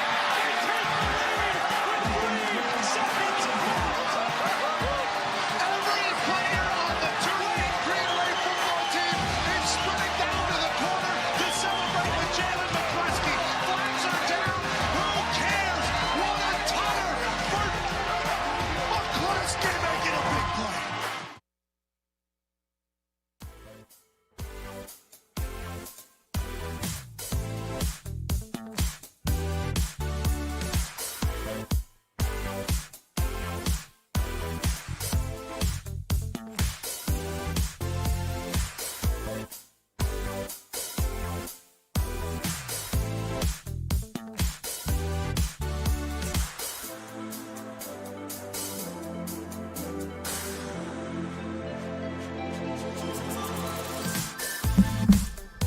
If you're listening to the show right now, You are, by the way. thank you for listening, by the way. Thank you. Hey, Hey. you guys. Thank you for listening and watching wherever you're at. Now a very good deal about to come to your ears. Or your eyes. Oh, jeez. Yeah, because we do have, by the way, I have been informed, we have deaf watchers on the YouTube. Yeah. Wow. Yeah, they watch via the captions and things of that Let's nature. go. So we'd like to let them know. I'm so sorry that my subtitles doesn't work. Could you imagine our captions? Well, when we start singing, do you think they put the little music thing next to it? They have to. Well, it depends on how we sing, I guess. Pretty good always. Yeah. No. We've missed a few. What? No. I think our... We must be watching 2 different shows. Can we get a copyright strike for a really good caption singing? Turn that down for a second, Nick. Maybe we get a caption for this. Time why you punish me. Back to you, Z. I want you to take a second and look, Don. We sounded exactly like you here. What do you mean? No, we did. Oh. Yeah. When was the last time you shaved your junk? Question mark. It's been a while, don't lie. Let's take a second to thank our sponsor, Manscaped, for holding you accountable to get rid of the funk and shaving that junk. Talking points? Hit him, Z. Manscaped is the only men's brand dedicated to below-the-waist grooming and hygiene. Manscaped is forever changing the grooming game with their Perfect Package 3.0 Essential Kit. The perfect tools for the family. Jules. Thanks, Connor. The third-generation trimmer features a cutting-edge ceramic blade to prevent manscaping accidents. Millions of balls are about to be nickel-free thanks to our Manscaped Advanced Skin-Safe technology. Okay. You mind if I call the action? Please Call do. it. Bring it home, Please Zeke. do. Hey, Zeke. Hey. Hey. You just rounded third. Okay. Somebody in the outfield has the ball. Oh, no. Now it's time for you to slide into home and beat the tag. Can bub. I say the truth? Yeah. I forgot some bullet points. I really rounded second, went straight to home. Well, it feels like you fell over second base. Straight through the side. And then you rolled a little bit, and then they told you to hold up, and you saw. Go. It's too late. Yeah, go ahead. Just finish it off, pal. Get 20% off and free shipping with code America at Manscaped.com. That's 20% off with free shipping at Manscaped.com and use code America. Your partner, your body, and your balls. Well, thank you. Had it, baby, Z. Thank you. Wait around third. What? Well, he didn't round third. I went past the pitcher. I thought he ignored the coach. No, he didn't round it, though. He actually squared it off. It's the short route. Yeah, you know. Yeah, the short route. Last night, I was shooting my shot with a couple of different people to come on this show. The issue at this point is we have bookers, okay? Mm-hmm. We have bookers, and they are very good people. And they got us Evander Holyfield today, and they got us James Jones earlier and stuff like that. But I'm looking, like I would like a conversation. Like that conversation with Mark Cuban for me was so intriguing, okay? Yeah. Because that's a human that I would never in a million years speak to. And that is who I would like. Not that Evander Holyfield isn't. I'm just saying last night I took a shot for Meek Mill to come on the show, okay? Meek Mill saw my post about Tom Brady selling a $300,000 Extendo Escalade, which I think is, that thing is not something I would want to buy. And I am somebody who buys a lot of stupid things. So I could see how a family might want to buy this, or if you're in Los Angeles and you're in traffic a lot, you want to handle your business in a comfortable fashion, or you have a family and all that stuff. The back door is 4 feet long or something like that. That is a beautiful custom thing. $300,000, I'm not sure I'm getting into the game. But then Meek Mill quote tweets it and says, mine's bulletproof. You can get it. Y'all can get it for $200K. Who want it? And I thought to myself, Now that, my friends, a bulletproof Escalade From Meek Mill. Now that for $200,000, that is something I'm going to have to very much see if that is an option. So I thought about it. Okay, and I was like, you know what? I have this driveway ornament that's just been sitting out here that is rather expensive. And I told Meek Mill, how about this? I'll swap my non-bulletproof, which is, I think, a pretty big part of this exchange. Yeah. His is a bulletproof Escalade. Mine was a non-bulletproof Bentley, which is a Flying Spur, by the way. It's a very nice car. I bought it with my first ever stand-up comedy money. So I just, basically, for those that don't know me, I am an idiot. I am not somebody who's supposed to have money. I bought an Escalade literally the day I was drafted. I did not have that money to buy that Escalade. It almost got repoed. My house almost got foreclosed. I bought a house strictly because I saw the price tag for it. I could afford it, and it's bigger than anything I've ever seen. It looked like Masterpiece House on Crib, so I bought it. I'm not a person that's supposed to have money, okay? But whenever I got a stand-up comedy check after I did a tour and I saw how big it was, I was like, damn. What could I potentially buy with this? And then I got on the internet, as I did before when I bought a professional wrestling ring and when I bought the house that I bought and all that stuff. And I was like, a Bentley? I could afford a Bentley with this? Oh, well, I have to then. So I went and bought a Bentley. That thing has sat in my driveway for, I think 3-4 years at this point. I've driven it twice. I think I've driven it 2 times. I haven't even got. I'm scared to drive it. The thing's a land yacht. It is not really, and I'm not going to say this because I might be selling it. So, don't buy one. It is.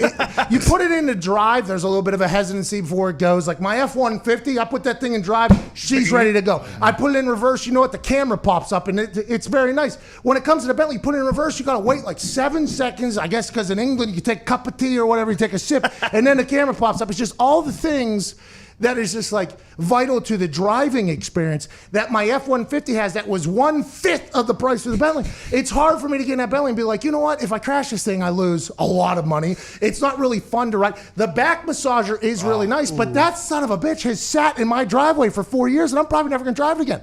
So this has an opportunity. I'll swap you my non-bulletproof Bentley for your, now, hey, if I get a bulletproof Escalade, by the way, You'll see me rolling. Every day I'm in that thing. And I told him a free 8 bars for his next song. Ooh. Very nice of me. Yeah, generous. Very nice. Doesn't have to use them, but very nice of me. I had once had a #1 song on an iTunes chart at one point.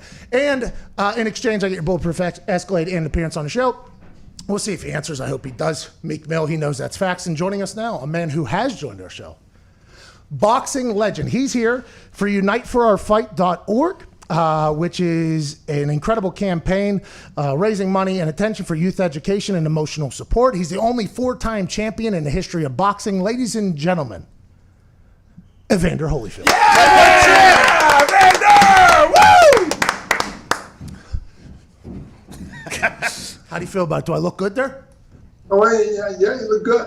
Evander, I have a question for you. You look incredible as well. We've seen some videos on the internet surfacing of you being in great shape. You've come out and you said, hey, I'm at 215, which was my fighting weight and everything of that nature. Did you and Tyson have a conversation a few months ago and say, hey, let's get back in shape and give this thing a run again? Or is it just a coincidence that you two are in incredible shape in your mid-50s at about the same time? Well, not coincident, because the fact of the matter, I always stay in shape. Oh, I like that. My mama told me, she said, "Hey, look, if you don't make the mistakes, then you don't have to fix them." So I pretty much it's the same type of things I try to tell the kids. Take care of yourself while you're young. You're like this, and you'll be all right when you get older. I haven't done that, Evander. To be honest, I have beaten the hell out of my body with different drugs and eating habits, but seeing you in the shape that you're in the video of you punching and seeing Tyson and now Roy Jones Jr., I guess, is getting back into shape, it makes me inspired to get after it and go for it. How long have you been boxing? Have you continued boxing routines throughout this entire time for the last 20 years? Sure. Yeah? Yeah. With me, it's just a part of exercise. I shadow box a lot and, move around and all that. Because when you do that, then you don't stiffen up and all that. Everything works. Okay, so Tyson has come out and said he wants some exhibition fights. Anderson Silva now has come out and said that he wouldn't mind fighting Conor McGregor. You're coming out and saying, I'll do some exhibition fights. Roy Jones Jr. is coming out and saying he'll do some exhibition fights. What is it about this time? Is it because you're feeling like you're in good shape? You're seeing other people potentially get back in the game? What is it about the time period now where you're seeing a lot of legends come back and say, hey, I think I can give it a go a couple times if I had to?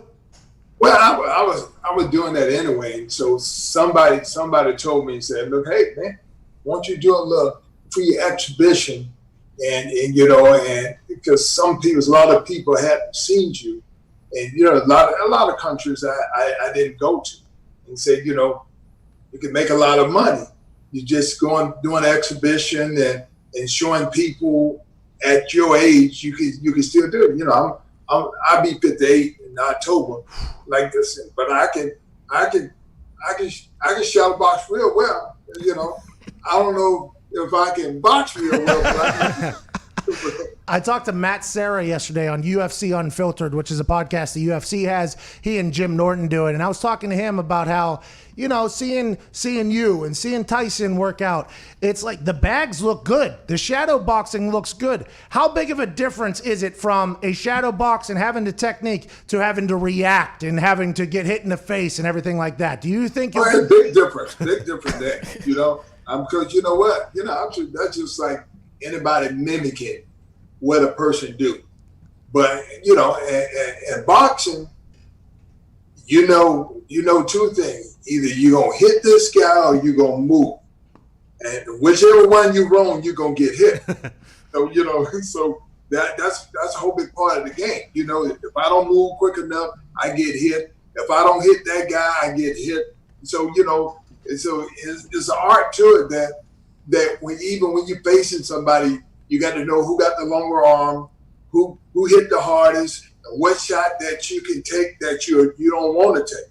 And so Tyson, that type of person who love to hit you to the body, and they slip the uppercut on you like that. So those two his two biggest devastating punches that he knocked people out with. Okay, so whenever you see Tyson doing these things, because every once in a while, in the last like year or so, since he's gotten really back into shape, videos will pop up of him either teaching fighters like a little sidestep hit thing like that. And me as a amateur or as a fan, I'm like, damn, he looks like he's still throwing refrigerators and that type of thing. Whenever you watch his workout videos or something of that nature, do you think like, hey, if I was to get in that ring again, I would be able to beat him for a third time now at this point? Do you think that whenever you watch those things, or is it like, hey, I have no idea how he'll react. I have no idea how I'll react when we're actually getting hit in the face. Well, it's the art of the game. The art of the game. The bag don't punch back.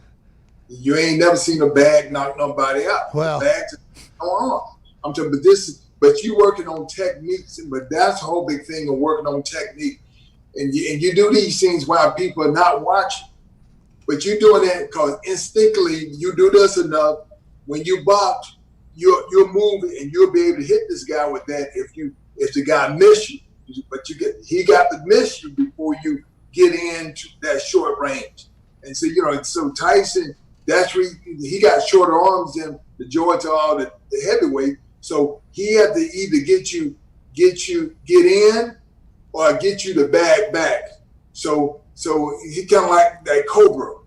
If you bag back, even though he's short, he make up the distance quick. He very quick. So he get there. And so when people lean back, they lean right into his shot. Everybody wonder, how did the guy with the limited arm catch him? Because he very good if you go backwards. Okay, so you have come out and said, I'm not going to challenge Mike Tyson. And I believe your quotes were, if I came out and challenged Mike Tyson, I've already beat him twice. People would be like, well, you're challenging somebody you already beat, which, by the way, in of itself was already a challenge, basically, the way you worded that. But what are you thinking about who these exhibition fights could potentially be about, and when are these potentially going to take place? Well, the thing is, they got governed on the state when things open up. All I know, things ain't open up now. So ain't no sense in saying what you gonna do, because you don't know when they're gonna open up. And I have people who have called us and said, "Well, we'll be open up at a certain time," but all these places out of the country, and so because they tend to have it together a little bit more than what we have it together. We don't know what we're gonna do right now. But a lot of other countries already know what they're going to do and what time they going to be open. Who would you be fighting over there? Would it be a shadow boxing exhibition, or would you actually be fighting people at 57, turning 58 in October, I believe you just said? Who would you... Yeah, but I'm going to be fighting somebody that's not going to be that young. I ain't no man from 19 and 20 and 22. I'm like somebody like Reddit Boat. Somebody that's... Okay. Somebody that people already know and can fight and all this. We're doing an exhibition. This is not a knockout, drag out thing. I don't want to get into that. What is an exhibition fight? What does that look like? Is there different rules, obviously, than if it was a knockdown drag? What would an exhibition look like? Exhibition is like a three round. And this is, you get headgears, and you make the rules to what it's going to be. If we're going to go 2 minutes round, then we go 2 minutes round. This is an exhibition. Don't nobody win or nothing. Oh, so it's just like, hey, we're getting in here to display our skills at this. People who maybe never got a chance to see Evander Holyfield or Riddick Bowe fight before they get a chance to see them live. For instance, I was too young whenever you were just cleaning up, 28-0 or something like that at one point. I was too young for that. I remember the fights with Tyson because of the legacies that kind of have built out from that. But I think that is a good marketing but a marketing stunt. No, not a stunt either. Like a marketing angle, though. It's like, I never got a chance to see Evander Holyfield in a live fight. That is a good idea. The interesting thing is there's no winner. How does that even work? You just both say, yeah, we did it. The thing is for people to be at that age and be able to even perform a little bit. It's showing that this is the reason. That's the whole big point for the foundation is telling the young people, if you start young, taking care of yourself. You don't wait till you get old to start taking care of yourself. You start young. you get these good habits where you don't have to put nothing down.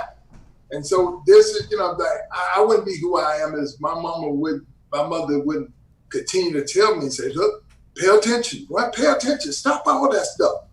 Because my mama just tell me, I care what type of man you're going to be more so than a kid. So, after 16 years old, they want to throw you in jail. Then you're a grown man. And so that your whole life may be in jail if you get in trouble early. And because once you get 16, they throw you in prison. Unite for Our Fight is taking care of underprivileged youth, both financially, education-wise, and support emotionally and physically. How long have you been doing that, Evander? How long have you been tied into that? Well, I've been tied in ever since 1990. In 1990, I became the heavyweight champion of the world. Okay. Once I became the heavyweight champion of the world, I knew that I never would have been who I am if it wasn't for the Boys and Girls Club, because that's where my safe haven was. I lived in the ghetto, but I was at the Boys Club all the time, 6 days a week.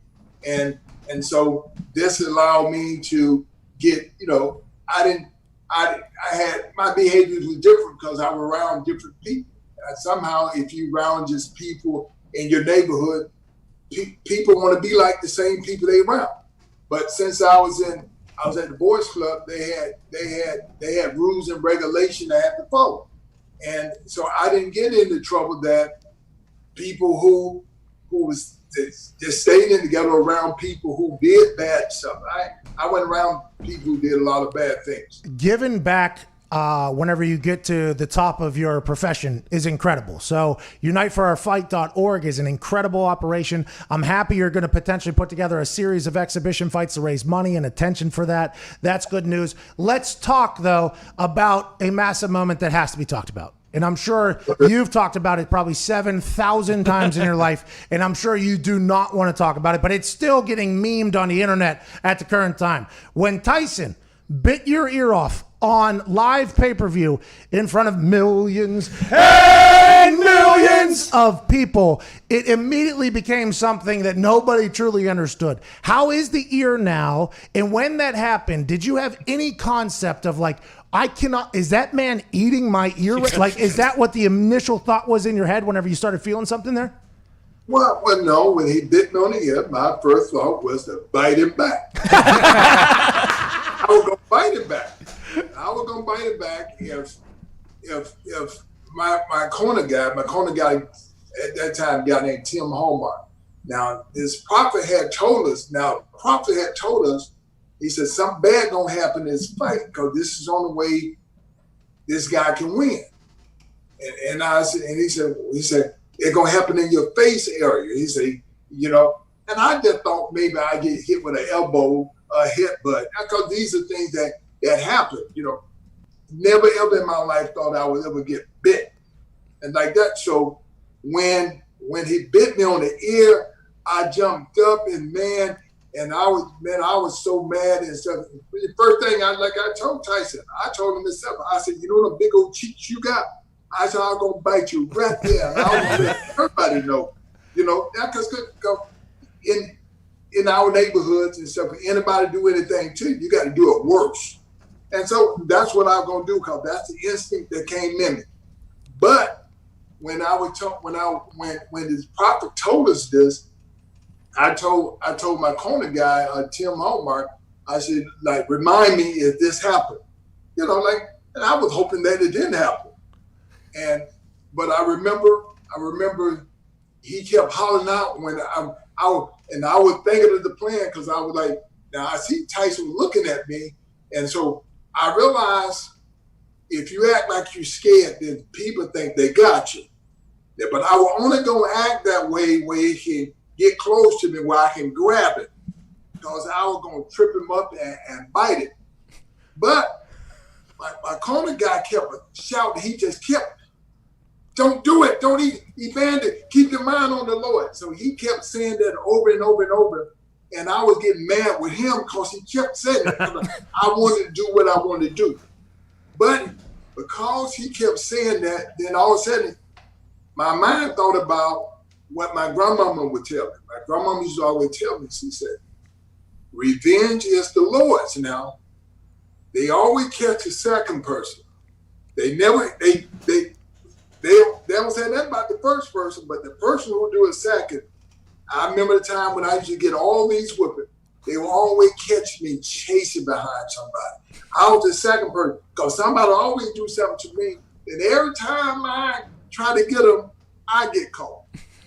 And so my grandma used to tell me, "All right, now revenge is the Lord." Now, You sitting in there with your ear missing and bleeding and thinking about biting him in his cheek, and then your corner person being like, hey, and you thinking of your grandma in the middle of a fight with Mike Tyson, you thinking of your grandma saying, hey, the retaliator's going to get it. You're like, all right, I guess I want it. All right, okay. All right, let's get, and then you end up getting a win. What an incredible story of discipline right there. I mean, because everything in you, I'd assume, wanted to retaliate and get revenge. You being able to hold off, you get the win. Obviously, they caught the first guy, by the way. It was telling evidence by Tyson that he did do something there. And I can't wait to see your exhibition fights, Evander. I can't thank you enough for joining us. Well, thank you. Hey, do you guys hate Foreman for that grill? No, I'm telling you, you know what?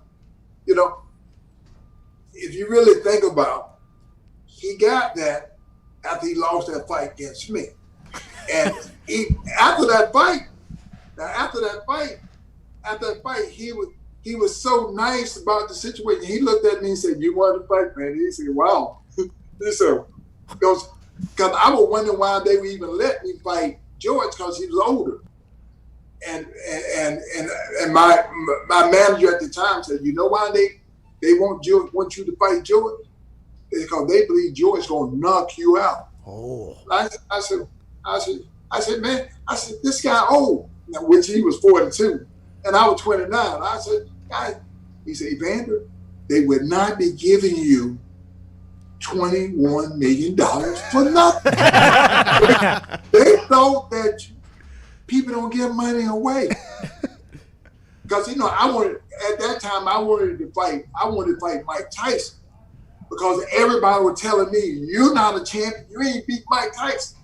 And so, you know what? I was like, I want to fight him. So, but they were giving me $30 million to fight. They won't give me $30 million to fight Tyson, but they were going to give me 20 to fight Foreman.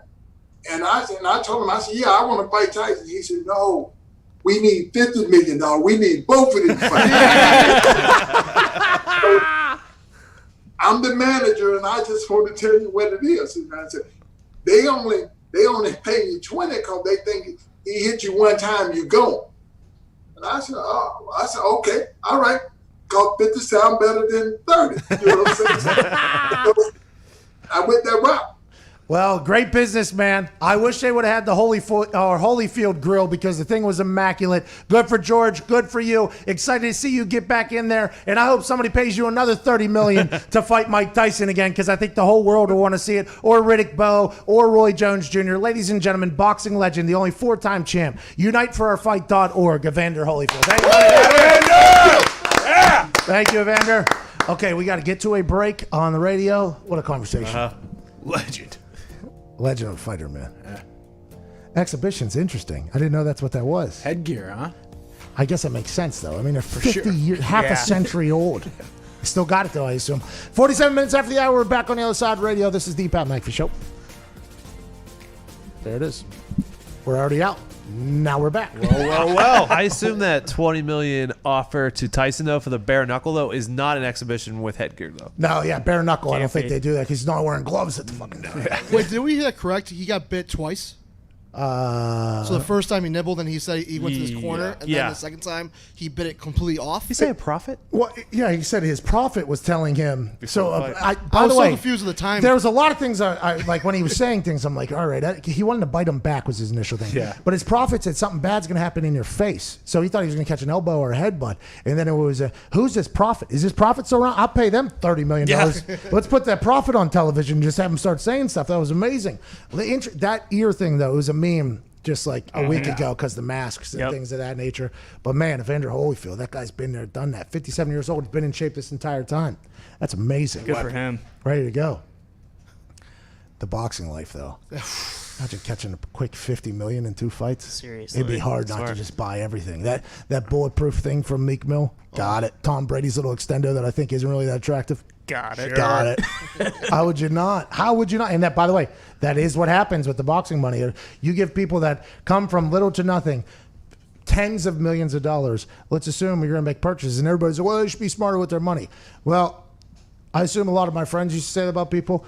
And then it is very, very hard to do that when you've never seen a comma in your bank account. And then all of a sudden you're seeing 2 to 3 of them. You're like, oh, well, all right. It's hard not to just buy everything I've ever wanted before. Especially with a guy like Tyson who's knocking people out in like 40 seconds. So like he could probably fight like 6-7 times a year. I think he was fighting like every couple months almost. Now it's like a 6-month layoff for everybody and things of that nature. I think Tyson, they were putting him out there a lot. And then Buster Douglas and Evander Holyfield came through and shut it all down. Let's go to Jesse James over there in Vegas. Great name. What's up, Jesse James?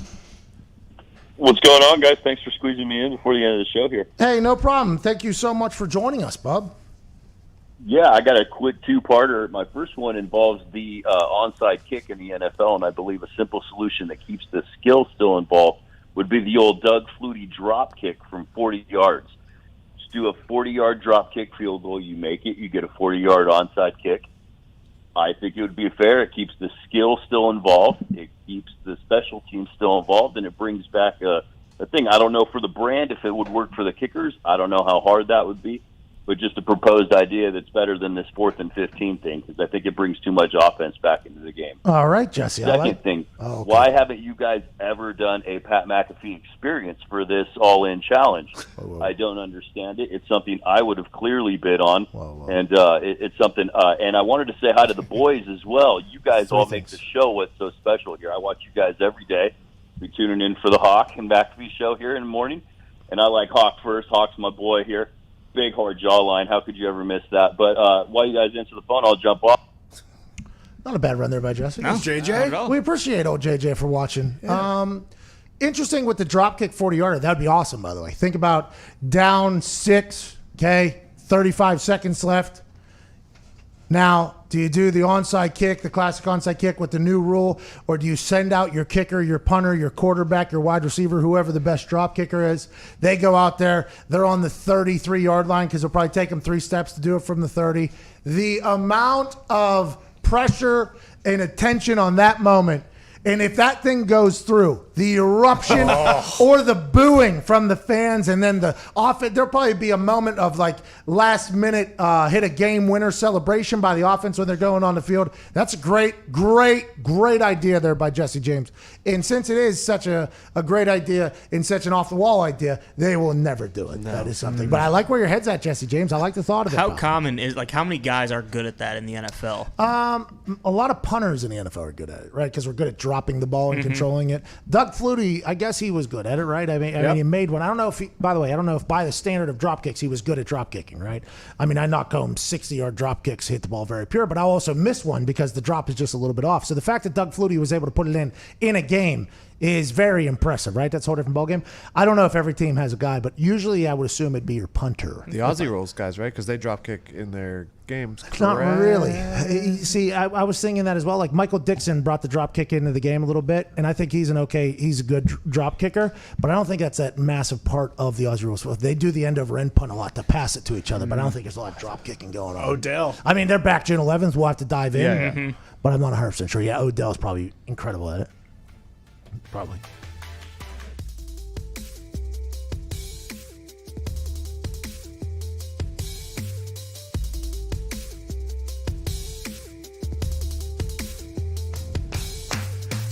All right.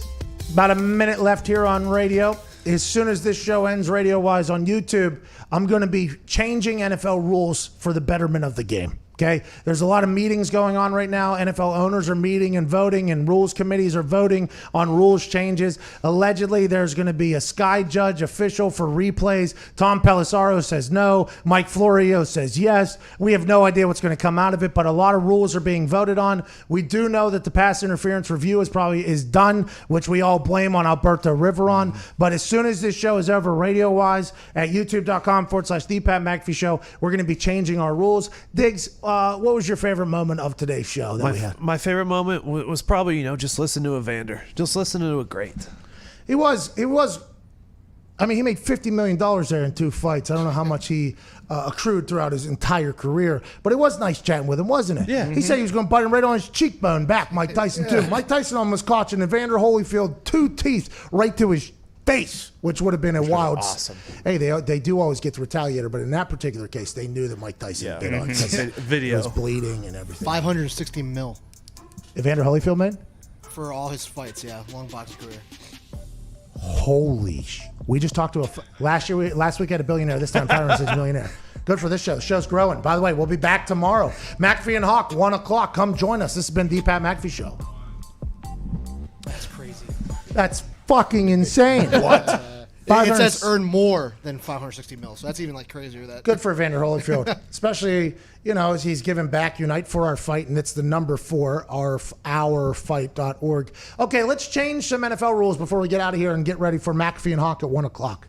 There are some NFL rules that I personally would like to change.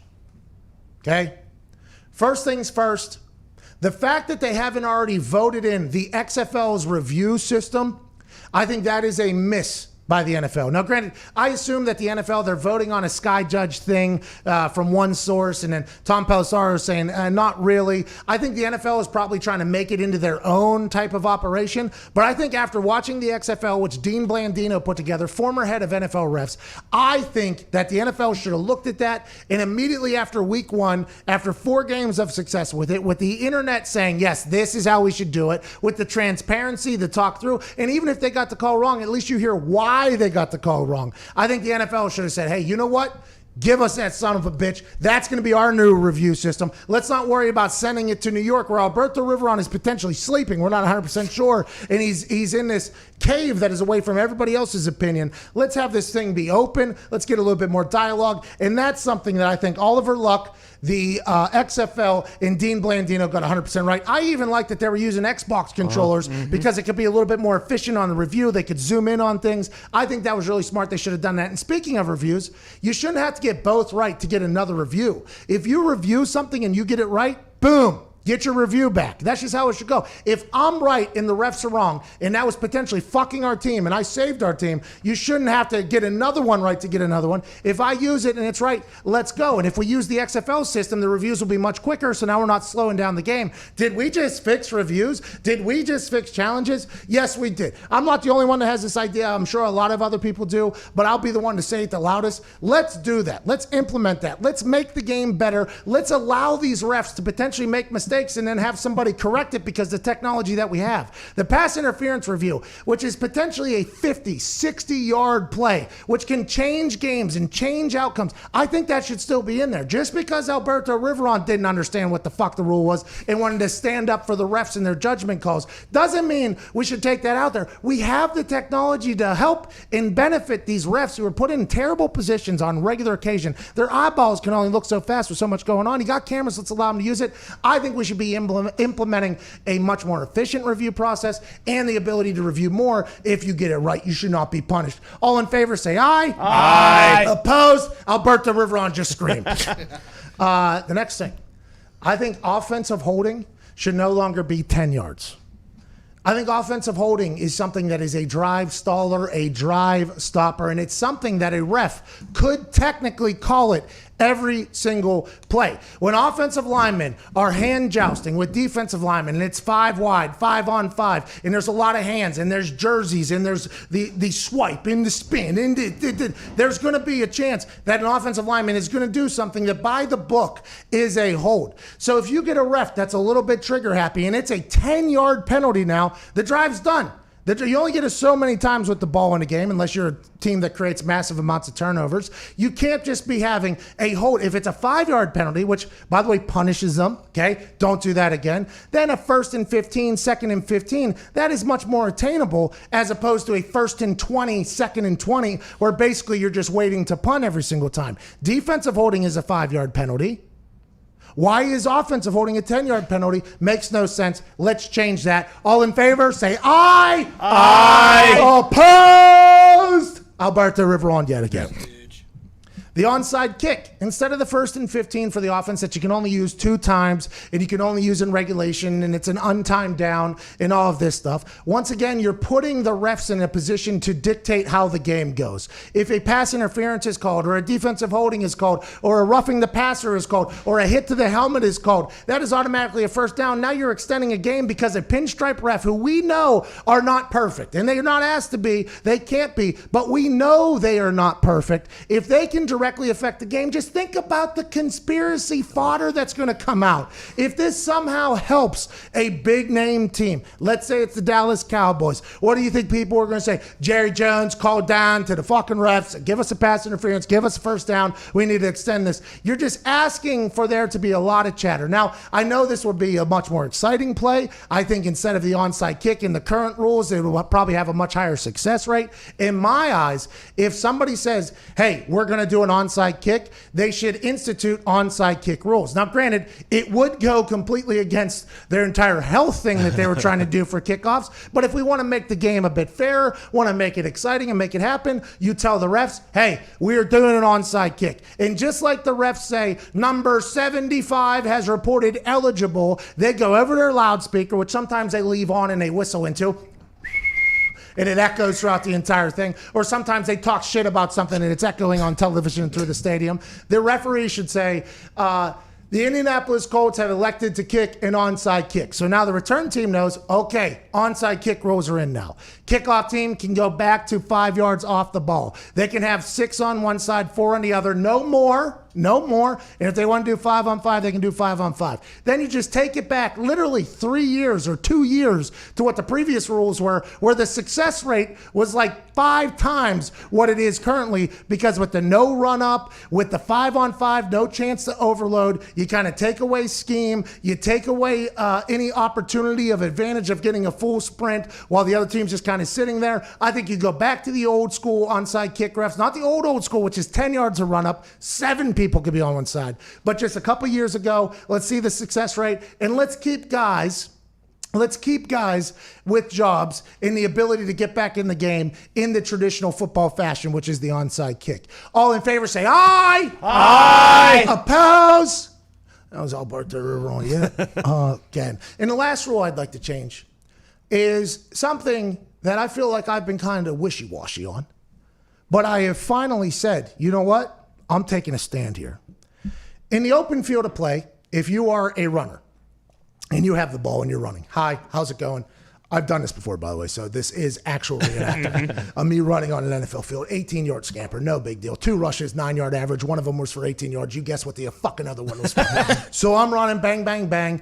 If I was to run and fumble on first down, second down, third down, fourth down, whenever on the time, if I was to fumble in the field of play and I roll that thing another 10 yards up the field out of bounds, the ball would be brought back to where I fumbled it at.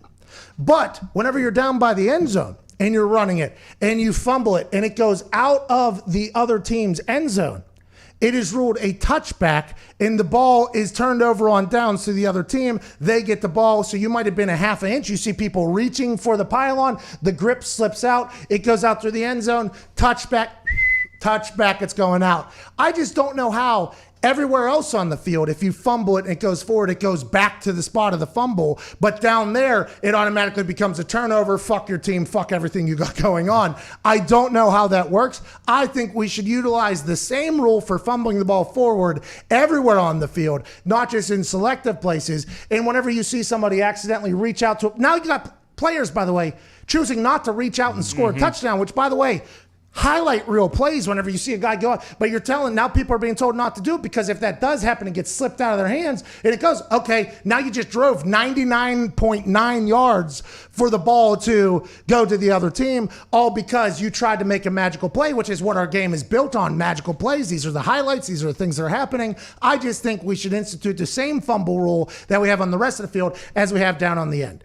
I had once said that, well, don't fumble the ball down there, but the more and more I think about it, it just makes no sense not to do that. Because if I'm running the ball, like for instance, on my 18-yard scamper that I called for myself, maybe at the end there, I should have just rolled that thing 5 yards more and I pick up 23 yards. Yeah. Now my average is all of a sudden, you do the math, 11 and a half yards per carry as opposed to 9 because the next one's going to be 0. Or, by the way, maybe on that next one, when the linebacker that was supposed to go the opposite direction decides to go right into the hole that I'm in, and I hit him with a spin move, almost get